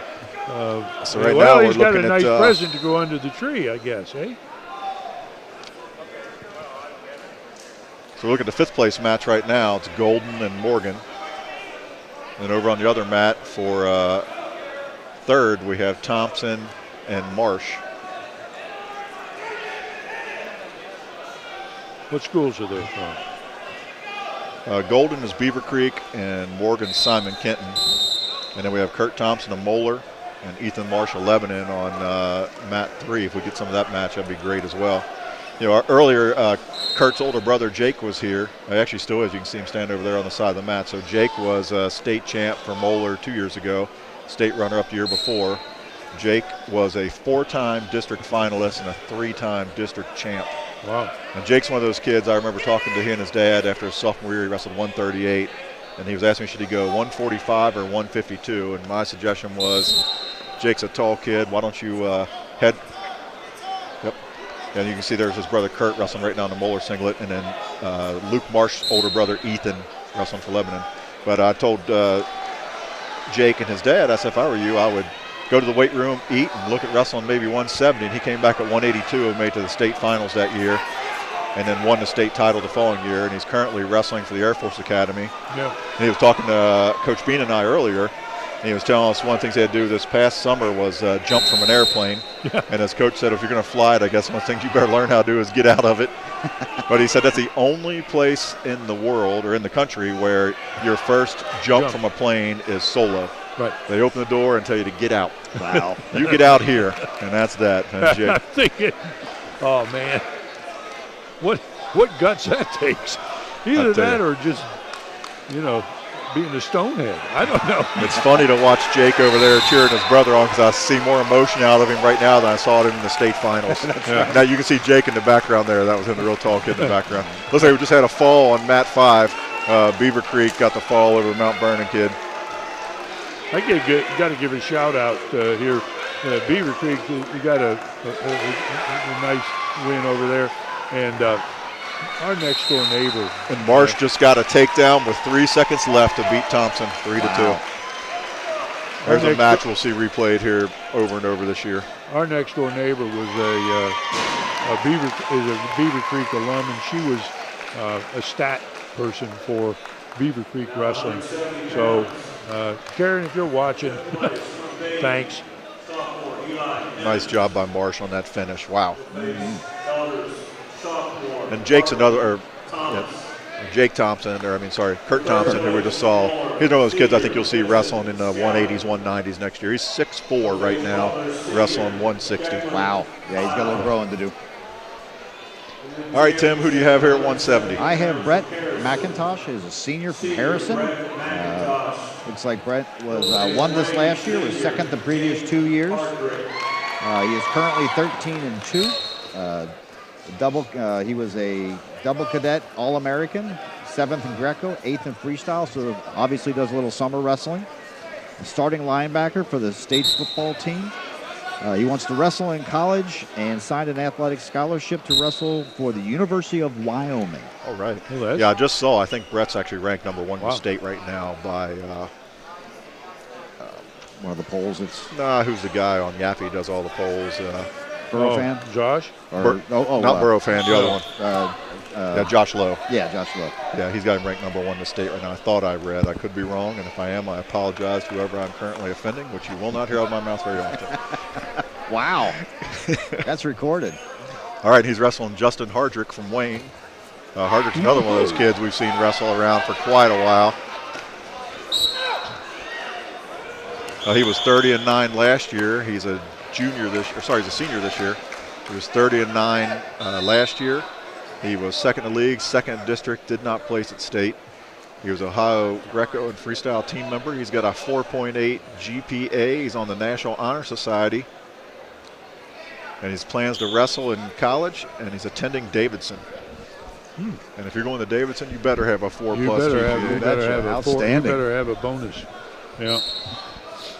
Now Hardwick is he had pulled a couple pins, a technical fall, and a major decision in the semifinals over Brett Thomas of Elder, and it's Bartley Thomas of Elder, so he's here on the championship mat.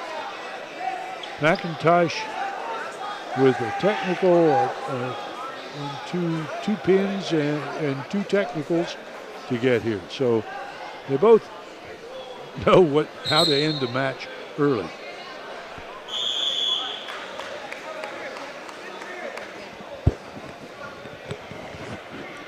So the Coleraine coach who was out there earlier, I didn't pay attention. It was Jake Connors from Elder. Oh, really? Yeah, you remember Jake? I do now. Yeah, he used to come wrestle with us all the time, travel all over. Yeah.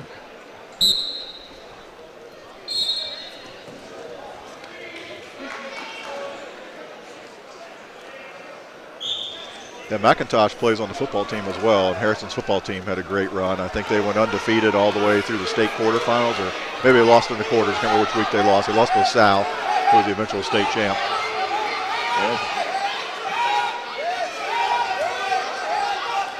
And that makes it tough as a wrestler when your football team plays that long. We saw that at Moeller quite a bit. When you get that far into the season, you're coming into wrestling a little late. It takes a little bit to get yourself in wrestling shape. There is a difference between football shape and wrestling shape. It's just a different set of muscles, different way to go about it. And you are correct. But one of them you have to be able to go 6 straight minutes, the other you have to be able to go 15 straight seconds. Right. I think that's the difference, right? Thanks for the breaking it down. Not to offend anyone, and No, if I no, did. no. Not that that's you would ever do that. First time in the cockpit, Timmy? Yeah, sure.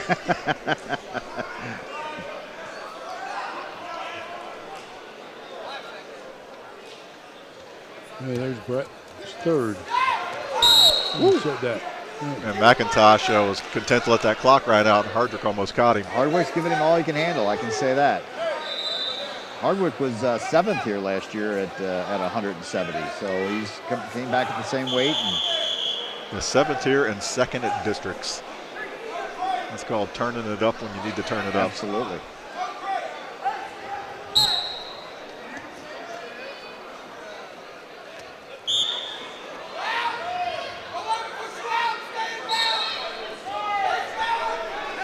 And a stalling call on Green. Did not return him to the mat. I saw Coach Bean's much better half was just down here with us a few minutes ago. The never-aging Mrs. Bean. She's aging, just like I am. I'll tell you, Coach, she still looks exactly how I remember when I was in high school in the 80s, so take that for what it's worth. You're a lucky man. She is a wonderful woman. Yeah, most people say she's just Careful now. She made, yeah. Let's see, this is being recorded. Yeah, she had to put up with a lot, as you guys know. Wives pay the price for the fun that we have. We never say anything about you as far as you know. Yeah, that's right.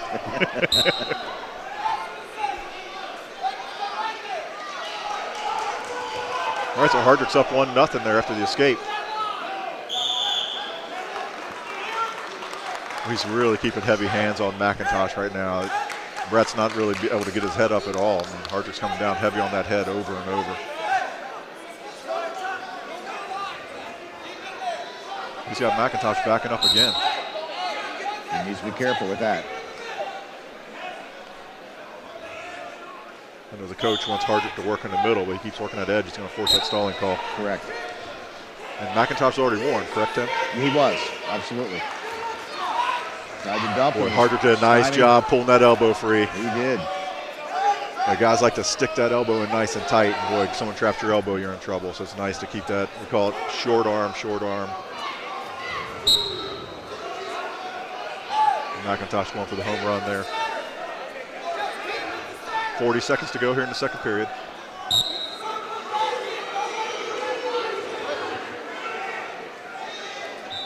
Yeah, McIntosh does not look like he's in wrestling shape yet.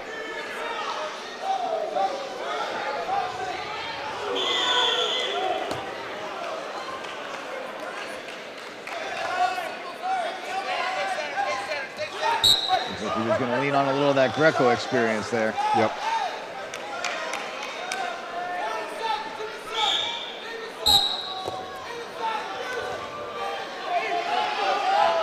Hardrick stopped right there. He was in good position and then settled on his knees to finish that shot instead of stepping around. That's an illegal figure 4. I thought you can't do a scissors from neutral position. I thought was with illegal. the arm in? He's got the arm in it. I don't think you can do any scissors from the neutral position. I think you can with the arm in.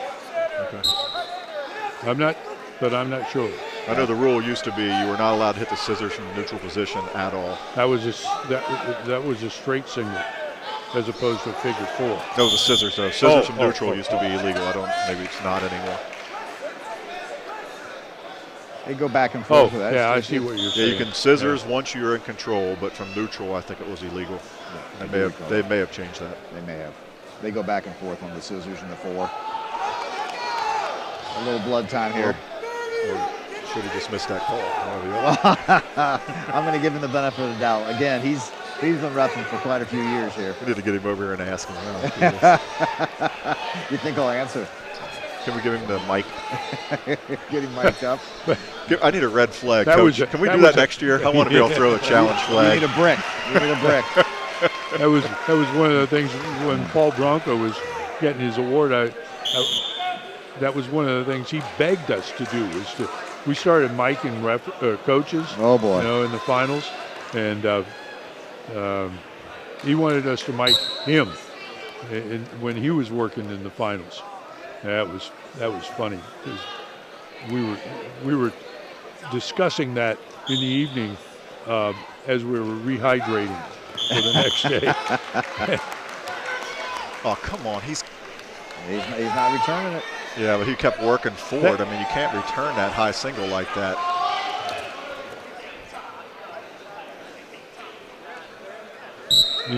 There was the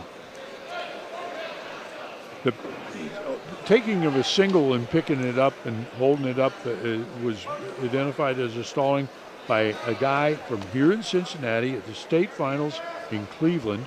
I don't remember. It was the only year they had it in Cleveland. Now I just names. Never mind. Go on. You guys call the match. I can't remember the guy's name. He better be careful. He picks that foot up. That's stalling. Yes. That's what McIntosh is hoping for, that stall call. You can see it right there. He just needs to let him go. McIntosh didn't let his hands go. That's stalling on McIntosh. That's a bad call. Well, you don't let the hands go. It's supposed to be on the other guy. That's right. I would challenge that. I would too. And he is. I would too. Yeah. Yeah, absolutely. Yeah, you can. I think Coleman's going to overrule him here. Yeah. You can clearly see he wouldn't let his hands go. And that's tough for the ref. That's why I'm glad you have two refs, because it's hard to see who's trying to do what. You see the replay here. You see his hands are separated, but he can't get there them you out. can see that Hardrick has his hands apart, and he's trying to pull them backwards, and McIntosh is trying to push them back together. Yeah. Until you get the stall call. Nope, they're not going to give it to him. That's a tough one. Yeah, it is a tough one.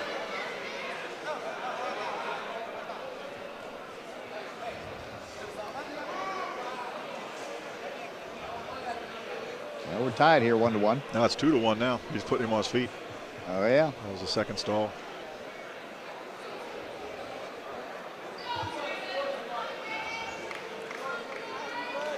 Two-one, Green. I think putting him on his feet was a good call. Yep. Well, he was trying to put him on his feet when he got called for stalling. Yeah.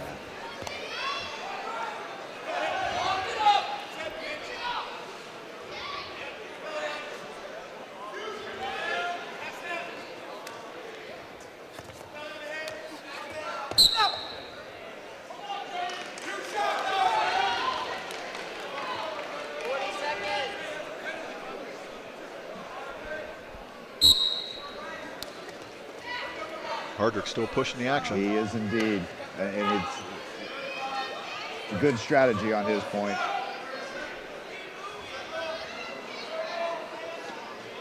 There comes a point where, yeah, you may be right. Maybe it is a question of conditioning or changing conditioning from football.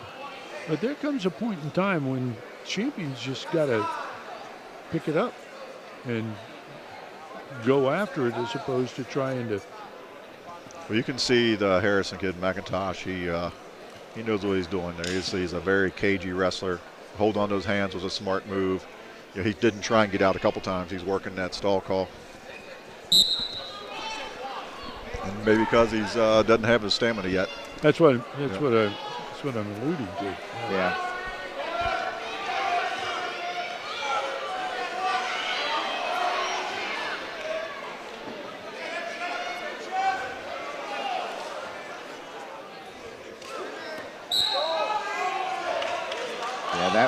I don't know how you don't hit him for stalling boy, there, backing up. I thought he would. That was close. I mean, he clearly went straight backwards. And again, he did the same thing. That's not a good situation. Yeah. It's a tough match there. Yeah. It is a tough match. Now 182 pounds. Well, there's not a lot. Yep. Yeah. You can't go back, right? Nope. Can't. And that's a tough call for the ref as well. Yep. I mean, you can't really tell who's trying to do what. As the back wrestler, I used to tell my guys to just yell, "I'm trying to let go." And then that way there's no doubt about what's going on. Yeah. Yeah, that's.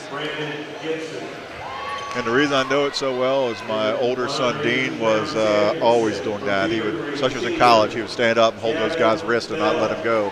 Get that call, and then he'd let go and get his one. Okay, it looks like we've got Gavin Bell from Beaver Creek. He's a senior. He did not place in this tournament last year. He was first as a sophomore and third as a freshman. However, he was first in the league, second at district, and fifth at state last year.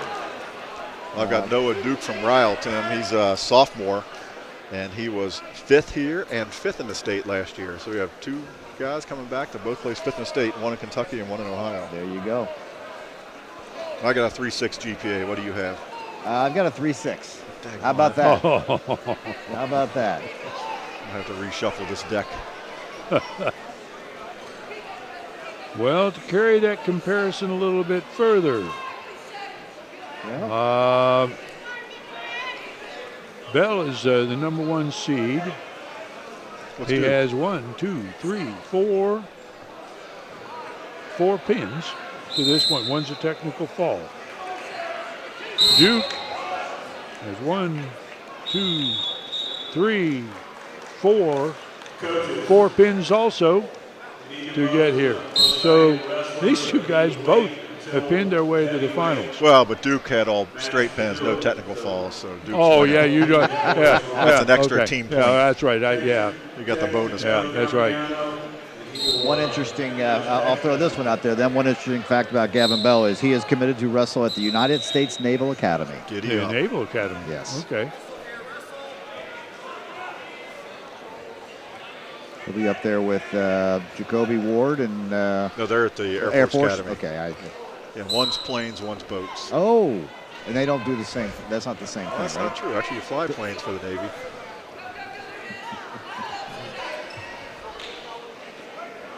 Well, there are some amphibious planes.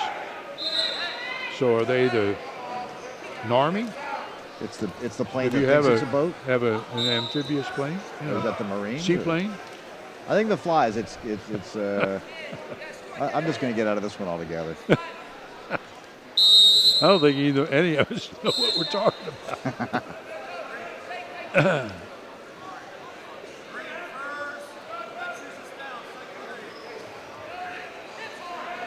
Looks like Bell does some wrestling over the summer as well. He's on the Ohio Fargo national team.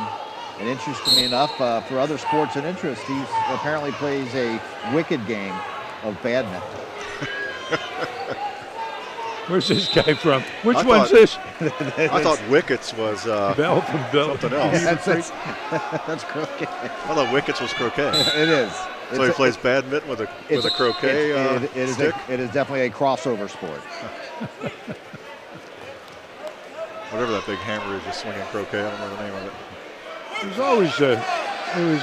always interesting when St. X kids were in the finals. They had some of the most creative other sports that they participated in. I think they stayed awake nights Are trying you talking to about figure out recent a St. X weird kids or sport. back in the Dick Murphy days? Yeah, Dick Murphy days. Yeah. That makes more sense then.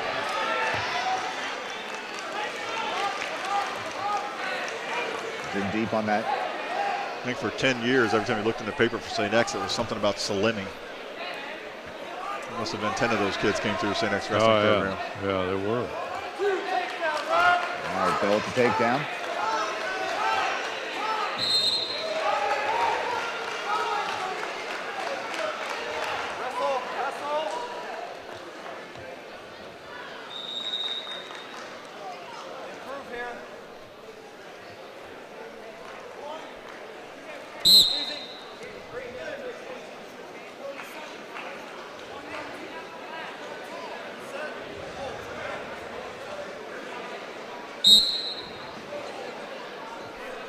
Bell is actually up 5-0.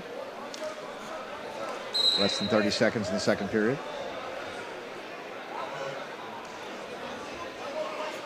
Here's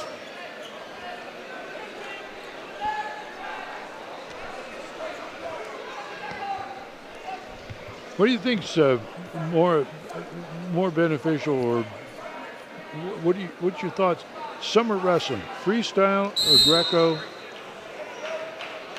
Which pays bigger dividends? Coach, my boys always played football, so I'm the wrong person to ask. I would say yes. Either one. I think if you're not involved in another sport, which I again promote, either one. If you stay involved, either one's going to help you out. I think one of the big things is just to have guys keep active. You know, there's so many guys that used to be, and I don't know that it's true now or anymore, but used to be that when you hit the end of the season, it was relaxation time, you know, and then you had to start training all over again. I think that hurt. I think that hurt kids in their growth and development in general.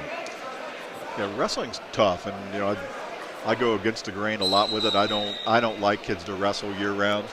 I think it's too grueling. You know, I think it in some cases, and for some kids, not for everyone. I think, you know, when you get to college, you can get burned out.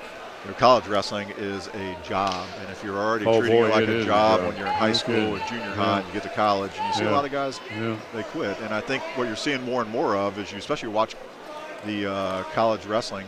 You hear this guy was a running back in high school, and this guy. So I think you're seeing more and more guys who are athletes who really get better at wrestling. And I think you have a lot more room to grow if you know, I'm not saying, you know, don't put in the extra work, because anytime you get extra mat time, it's a great thing. But competing year-round in wrestling is just it's a grueling event. And I just think the more sports you play, I think the better off you are. Being a well-rounded individual from top to bottom.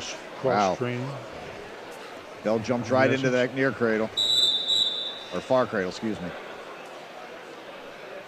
And Coach, I'd have to agree with you, and even more so when they're younger. I think playing multiple sports and being involved in different things is essential for well-rounding. You don't know how the kids are going to turn out. How many kids have we seen that were the little guys and now are, you know, a Kurt Thompson or something like that now is, you know, is going to be one of the heavyweights. Right, and he's a two-sport athlete, and I think he's talking about playing rugby this year. And his brother Jake did that. You know, Jake played football, wrestling, and rugby, and he's a two-time state finalist. Nice win by Gavin Bell. Yeah, it was a pretty dominant victory, actually. Yes, he was. I mean, it wasn't a big score, but it was a dominant win. Well, they got through it with nobody getting pinned. I got a 3.9 GPA, by the way, Coach. Oh, really?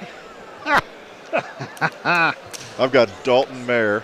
He's a senior from Walton, Verona. He was third in the state last year. He won this tournament last year at 182, and here we are at 195. He's 13-1. He was two-time All-American at the Grand River Rumble. All right. 3.9 GPA, by the way. I heard that one the first All right. time. I've got Owen Ambergy from Mason. Owen was a league champ last year and district third, and was the year before was the league champ and a district qualifier. He went 3-2 at the Ironman, and he plans on wrestling at the Powerade coming up. He's a 3.0 student, and over the summer wrestled both freestyle and Greco with multiple placements. 3-2 at the Ironman is no joke. No. That's one win away from being on the podium. And for those of you who haven't been to the Ironman tournament, if you want to see some amazing wrestling, that's the place to go. Yeah, and the other side is you see an amazing crowd. Probably without a doubt, the most knowledgeable high school crowd you'll ever run into. Better than the state tournament. There's a lot of people at the state tournament that are there maybe for the first time or following a grandson or something like that. But the Ironman, everybody is competitive. They are there. They've been there for years. Some of them, I think, put their names on their seats in the bleachers. That's correct. It's a truly awesome sight. Thing that blew me away the first time I went to the Ironman, in the finals, the crowd is so big that's that deep. you're sitting on the floor on the edge of the mat. Yeah, Emberger's in trouble here. That's in deep. Yeah, you don't get a bad seat at the Ironman. You are close to the action. Oh, boy. Yeah, the other tournament, so the Ironman tournament's the #1 tournament in the nation for high school wrestling. And the second one is the Powerade tournament. Yeah.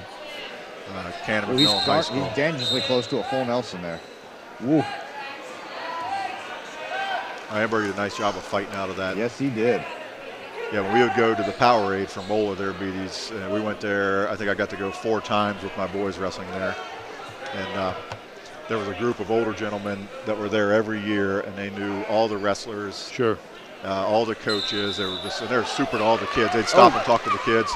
A nice job by Amberg. He lay in to sleep there, just popping back out on top. Got the bar in.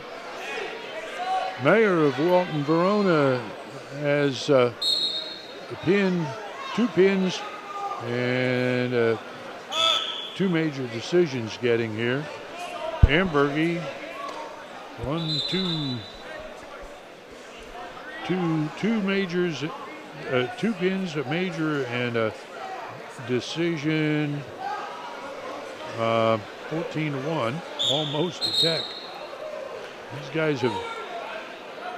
A little inside switch here. Got a scoop.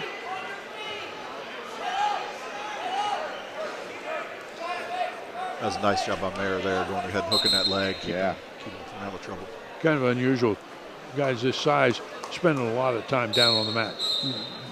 I get accustomed to seeing them up and on their feet. Oh, the dancing bears. Yeah. Can't Well, stand not so it. much dancing bears anymore, but because they don't, these upper weights don't play the dancing bear routine very often. Mayer is working that bar arm, looking for a half. Booting him up. Looking to get some near fall here.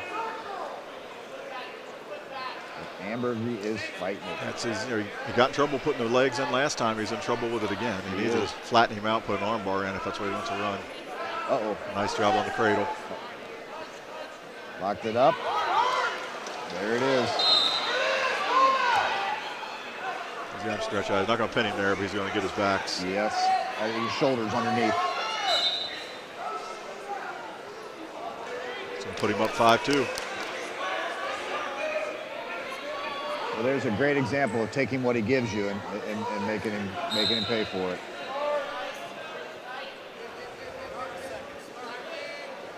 You guys have been in the sport long Andy looking time. to turn his hips. Oh, Couldn't quite do didn't it. quite get him out. The growth of wrestling in Kentucky in general, especially in northern Kentucky, has been kind of fun to watch. Yeah. Absolutely. Well, I think what you're seeing too, which I really admire, is they're coming up to Ohio to wrestle. I mean, that's the key. Absolutely. If you want to get better, you have to wrestle. You get a the wrestle better folks. competition. That's right.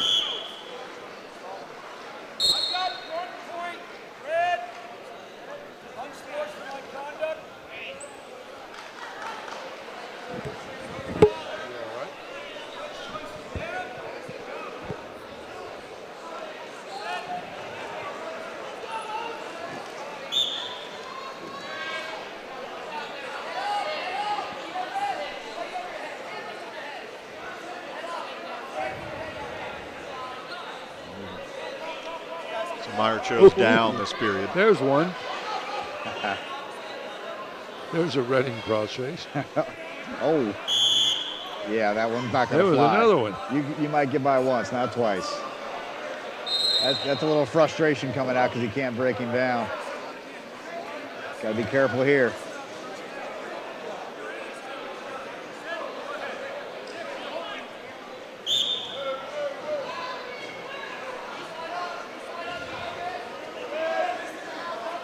They're just keeping good position.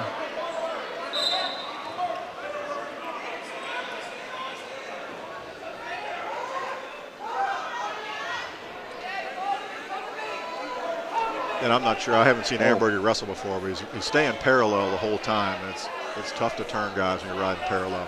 He's got to be careful of that crossface. He's getting dangerously close. Yep.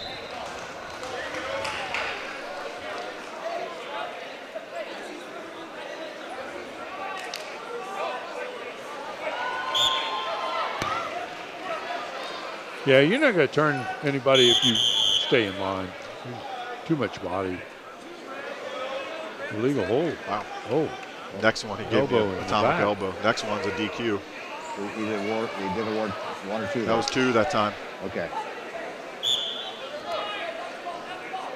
And that, I mean, if you get DQ'd, you're out of the tournament, right? I I don't know how that works. I don't know how that It works. has to be flagrant misconduct. Well, I think that is okay. Now we're getting stalling on Mayer. That's a right call. He hasn't tried to come out of his base yet. Yeah, he's letting himself get hammered. He's going to be careful with that, I'll tell you. He's getting real close on those cross faces and across the neck. Oh, He's down 7. I figure he's trying to got make it happen. Right? Yep. Yeah, I don't care. That's the defense for that. Everybody's kind of laughing, but the defense to a 3/4 Nelson, as they call it, watching TV. You put both elbows on the mat, support your chin so your head can't go down. That's an expression, or is that a Dwayneism? No, it actually is. It just tell you that's. I can't remember who taught it. Watch TV. Put your hands under your chin and hold your head up. Woo! Swing and a miss there. Oh.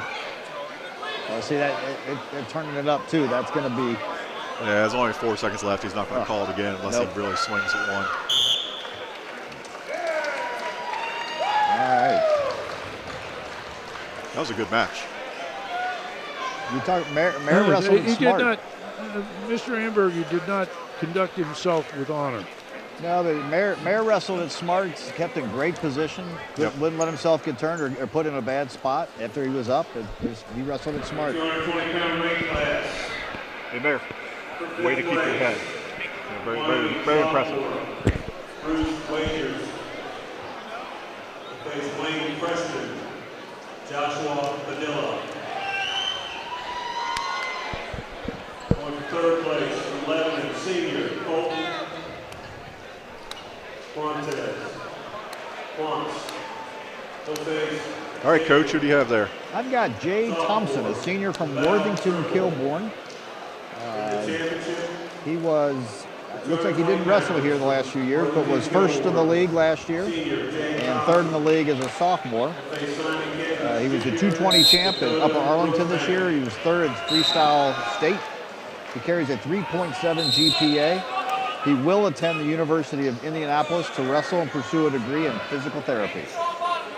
All right, I have Dakota Brookshank from Simon Kenton. He was 6th in regionals last year, 6th at regionals year before. I don't think he wrestled at this tournament last year. He also plays football, and he plans on going to college. Worthington Kilbourne first showed up down here a number of years ago when a wrestler with a pretty impressive local pedigree, Brent Shout, Frank Shout's son, was a coach at Worthington Kilbourne, and started by bringing his kids down here, and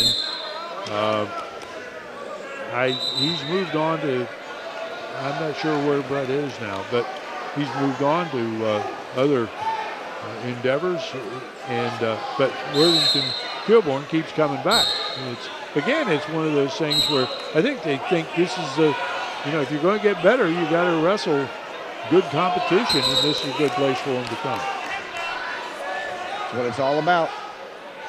Brookshank comes through unseeded. He has 4 pins and a 6-4 win in the semifinals. Wow. Good defense. That's remarkable. Good agility. That was excellent. That was a nice low ankle. Wow. That spin right there was something special. Wow. You see on that replay. You were talking about terms before, Coach. I saw you got a little note about the Powerade while we were out there. Yeah, it seems that somebody out there wants to remind me that not too many years back, we saw Kyle Snyder wrestle at the Ironman. Powerade. Powerade, excuse me, Powerade. Who was, as you all probably well know, the Olympic gold medalist. Yeah, when you wrestle those big terms, we mentioned before the level of competition you see. I think that year at the Powerade, we saw Kyle Schneider, Chance Marsteller, Alex Marinelli. You start naming the guys who you see on the podium every year in the NCAA finals. You see them at the Ironman, the Powerade.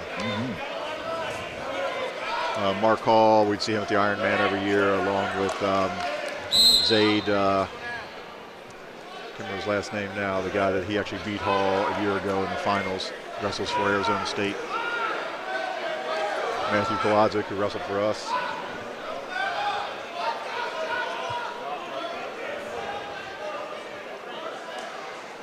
Well, once again, we got a little blood time here. Your MOP wrestler.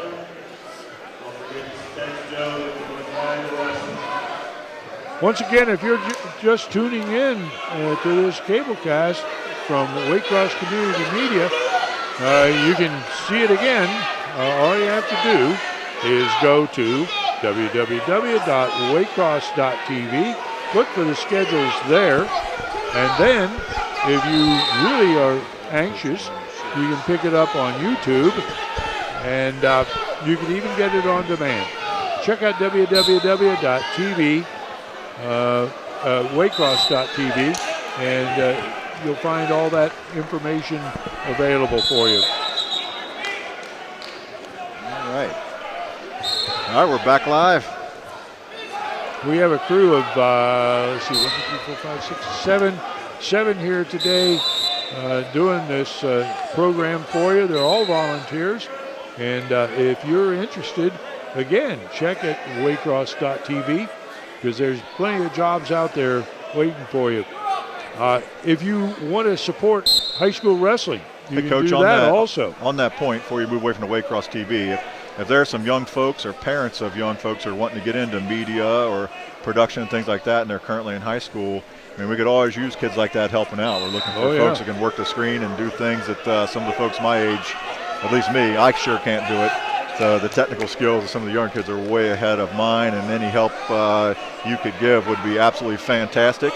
Volunteer work like that goes great to getting into college and putting on your resume. So any kids willing to help out, we would really love to have you help out with this great production. Yep. And if you've ever participated, you know how important it is to be able to go back and watch yourself on TV or watch your kids on TV. Yeah. So sorry to interrupt, Coach. But no, you're right. You're quite right. It's a, like you said before, it takes a village. In big trouble. This is. There we go. Yeah, look at that. With the reverse. And there's the Walter Starks reverse 1.5 gainer to a mat slap. Yep. Yep, and not quite the triple Lindy. All the way over here. Yeah, we did feel it in the floor, didn't we? Yes, we did. It's not quite the triple Lindy, but it is impressive. You can see him. Here he comes. You'll see the ref here. He's about to hit the roll. Here we go. Building up. 3. Oh. There it is. Pow! Look at that mat slap. The pin was great too, but boy, that mat slap was a work of art. 825-2429, Waycross Community Media. We're always looking for underwriters. Things like this don't happen just because they happen. Volunteers carry it on, but there's a lot of financial investment, especially when we get down near the end of the season. In order to move the production van to Dayton for the Division I district finals and on up to Columbus, it takes quite a bit of money. If you'd like to become an underwriter, a sponsor to go along with SWOWCA, the Wrestling Coaches Association is the major underwriter of our postseason coverage. Give a call to 825-2429. Send an email to chip@waycross.tv. These are your opportunities to do something. .org. I thought we. Okay. Email waycross.org. I'm corrected for emails. www.waycross.org. If you're interested.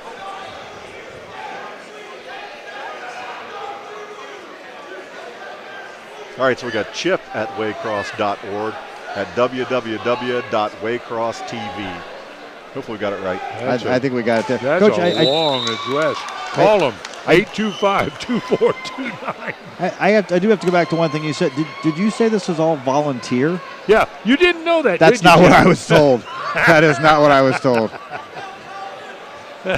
You didn't get here in time for the party, the dinner. He thought the food and beers were all complimentary. All right, Dwayne, who do you have here? All right, I have Alex Coleman of Ross, who is the defending state champion for Ohio. He's coached by Rich Dunn, who's the D2 Coach of the Year for Ohio. He also placed 5th at Greco for Fargo, 5th in Greco at Fargo, and 1st in Cadet Greco in 2018. Tim? This is a nice kid, too. I have Jacob Padilla from Wayne. Hopefully I said your last name correctly. Looks like for the last 3 years he has been the league champ and has placed at districts first, third, and fourth, and is also a state placer. We have a grade point of 3.5, plays football, and looks like he is committed to play. He's going to be a Bobcat at Ohio University. And this should be a heck of a match. You have a D1 state placer going against a D2 state champ. Padilla is a fine wrestler. Yeah, Padilla is tough. He's been around a while. And Coleman,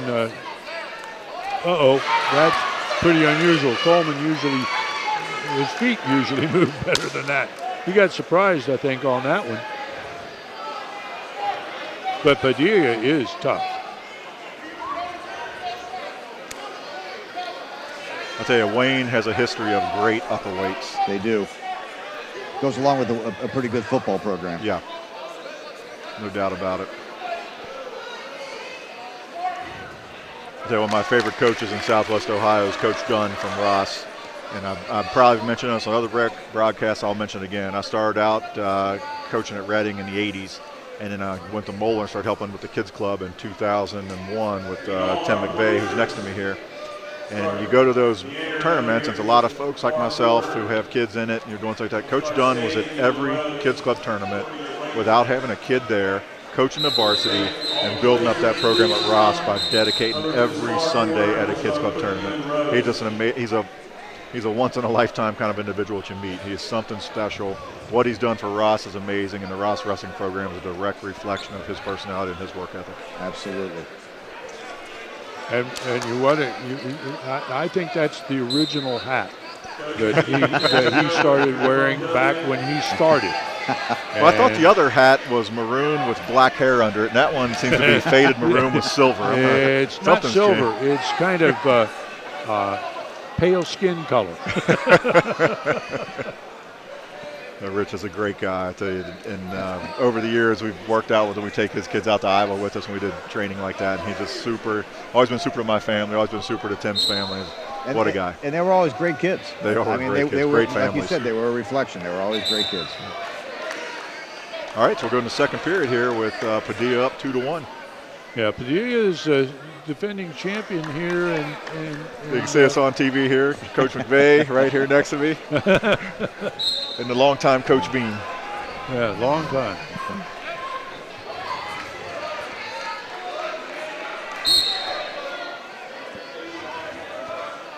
Coleman has an older brother who he wrestled 95, I think, 220. He was 220 pounder. Yeah, 220. He's a good wrestler also. His little brother put him in the shade, though. I think my son Jack wrestled his brother in high school. Yeah, I'm sure that Coleman's got to be careful there. He reached back for that leg, and that's not what you want to do in this weight class. That's the biggest difference. You get up to 220 in heavyweight. It's not a whole lot of forgiveness if you get your back exposed. No, you got to. That was one of the things that always impressed me with him is he had good feet. All right, we're tied. Talking about 285s. How about Gary Trout at Ohio State? He's cranking for that spot, isn't he? I know Singletary. Did he beat Singletary out? Yeah. That's great. Again, you talk about a great kid, a great quality kid. Oh, really? Couldn't be any happier for him or for his dad. Oh. Wow. No count? I'm not sure how that should be a count. I don't know the new rule on that. I think there's a count. I think Coleman's knee hit out of bounds before his toes came in, and I they don't waved it off. Oh, let's see. We can't see. His left knee on the replay. Yeah, if your knee touches out of bounds, I think it doesn't count. We'll see what they call here. We've got the coaches on the far side, or the referees on the far side are all talking it out right now. Oh, his toes stayed. That's pretty good right there. I think it's 2.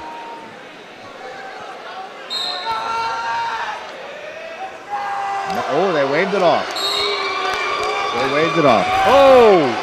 Oh, that had to be a takedown. Well, Coach. His toe's out. His toe did land out to start with, right there. Oh, you're right. His left toe, so it is out of bounds. That's a great call.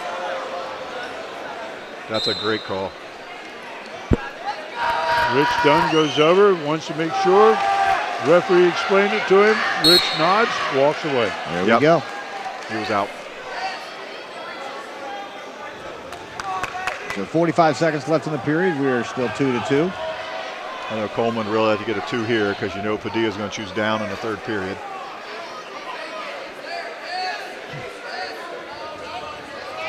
I love the activity when you see two good heavyweights going at it.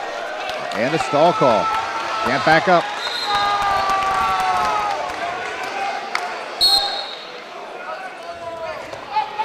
Sloppy shot. Yep. That was quick. He didn't set up the I shot. told you, he's got quick feet. Boy, I'll tell you, he's got quick feet. Yeah, he can't go across the throat. What did I didn't see it. He can't go across the throat.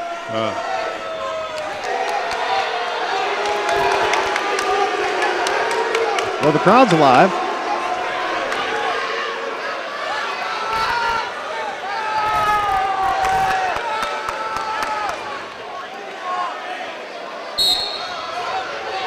Oh, he's getting dangerously close there again. You got to be careful. I didn't think that was a penalty. I didn't. He was up under the chin and then. Boy, I've seen a lot of arms across the Yeah, I've never neck seen it that called way like that. that don't get called. Yep. It shouldn't be one either. They didn't. No, get up to their there's feet. no.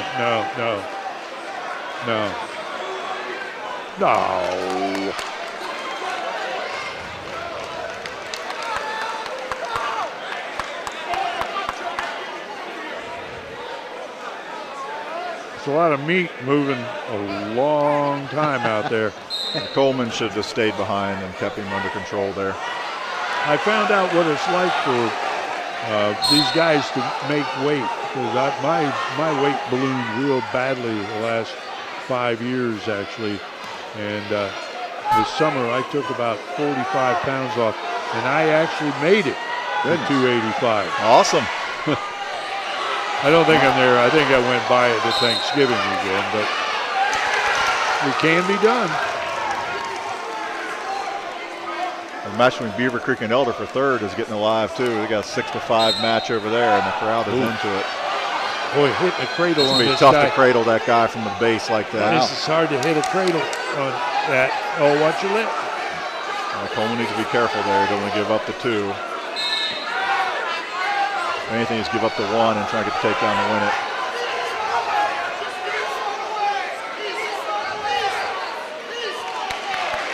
Almost looks like he wants to boot him up, but there's not a lot of movement going on out there. He doesn't have that He's lock, gonna does he? He slip does out. have He's the got it lock. locked. He's got to get his Need hip to over. reset it. Get the knee in the back and reset that. That's what Coleman needs to do here. Got to go hip to hip. Knee in the hip joint. 45 seconds, and we're still I don't know tied. how we're not getting a stalling call on the bottom. I don't know. He's not even trying to get up. Trying to open, He drawing better back. settle his There's hips it. back. He's in trouble right there. A little high. Coleman's a little high. Needs to settle Got his to hip. stretch him.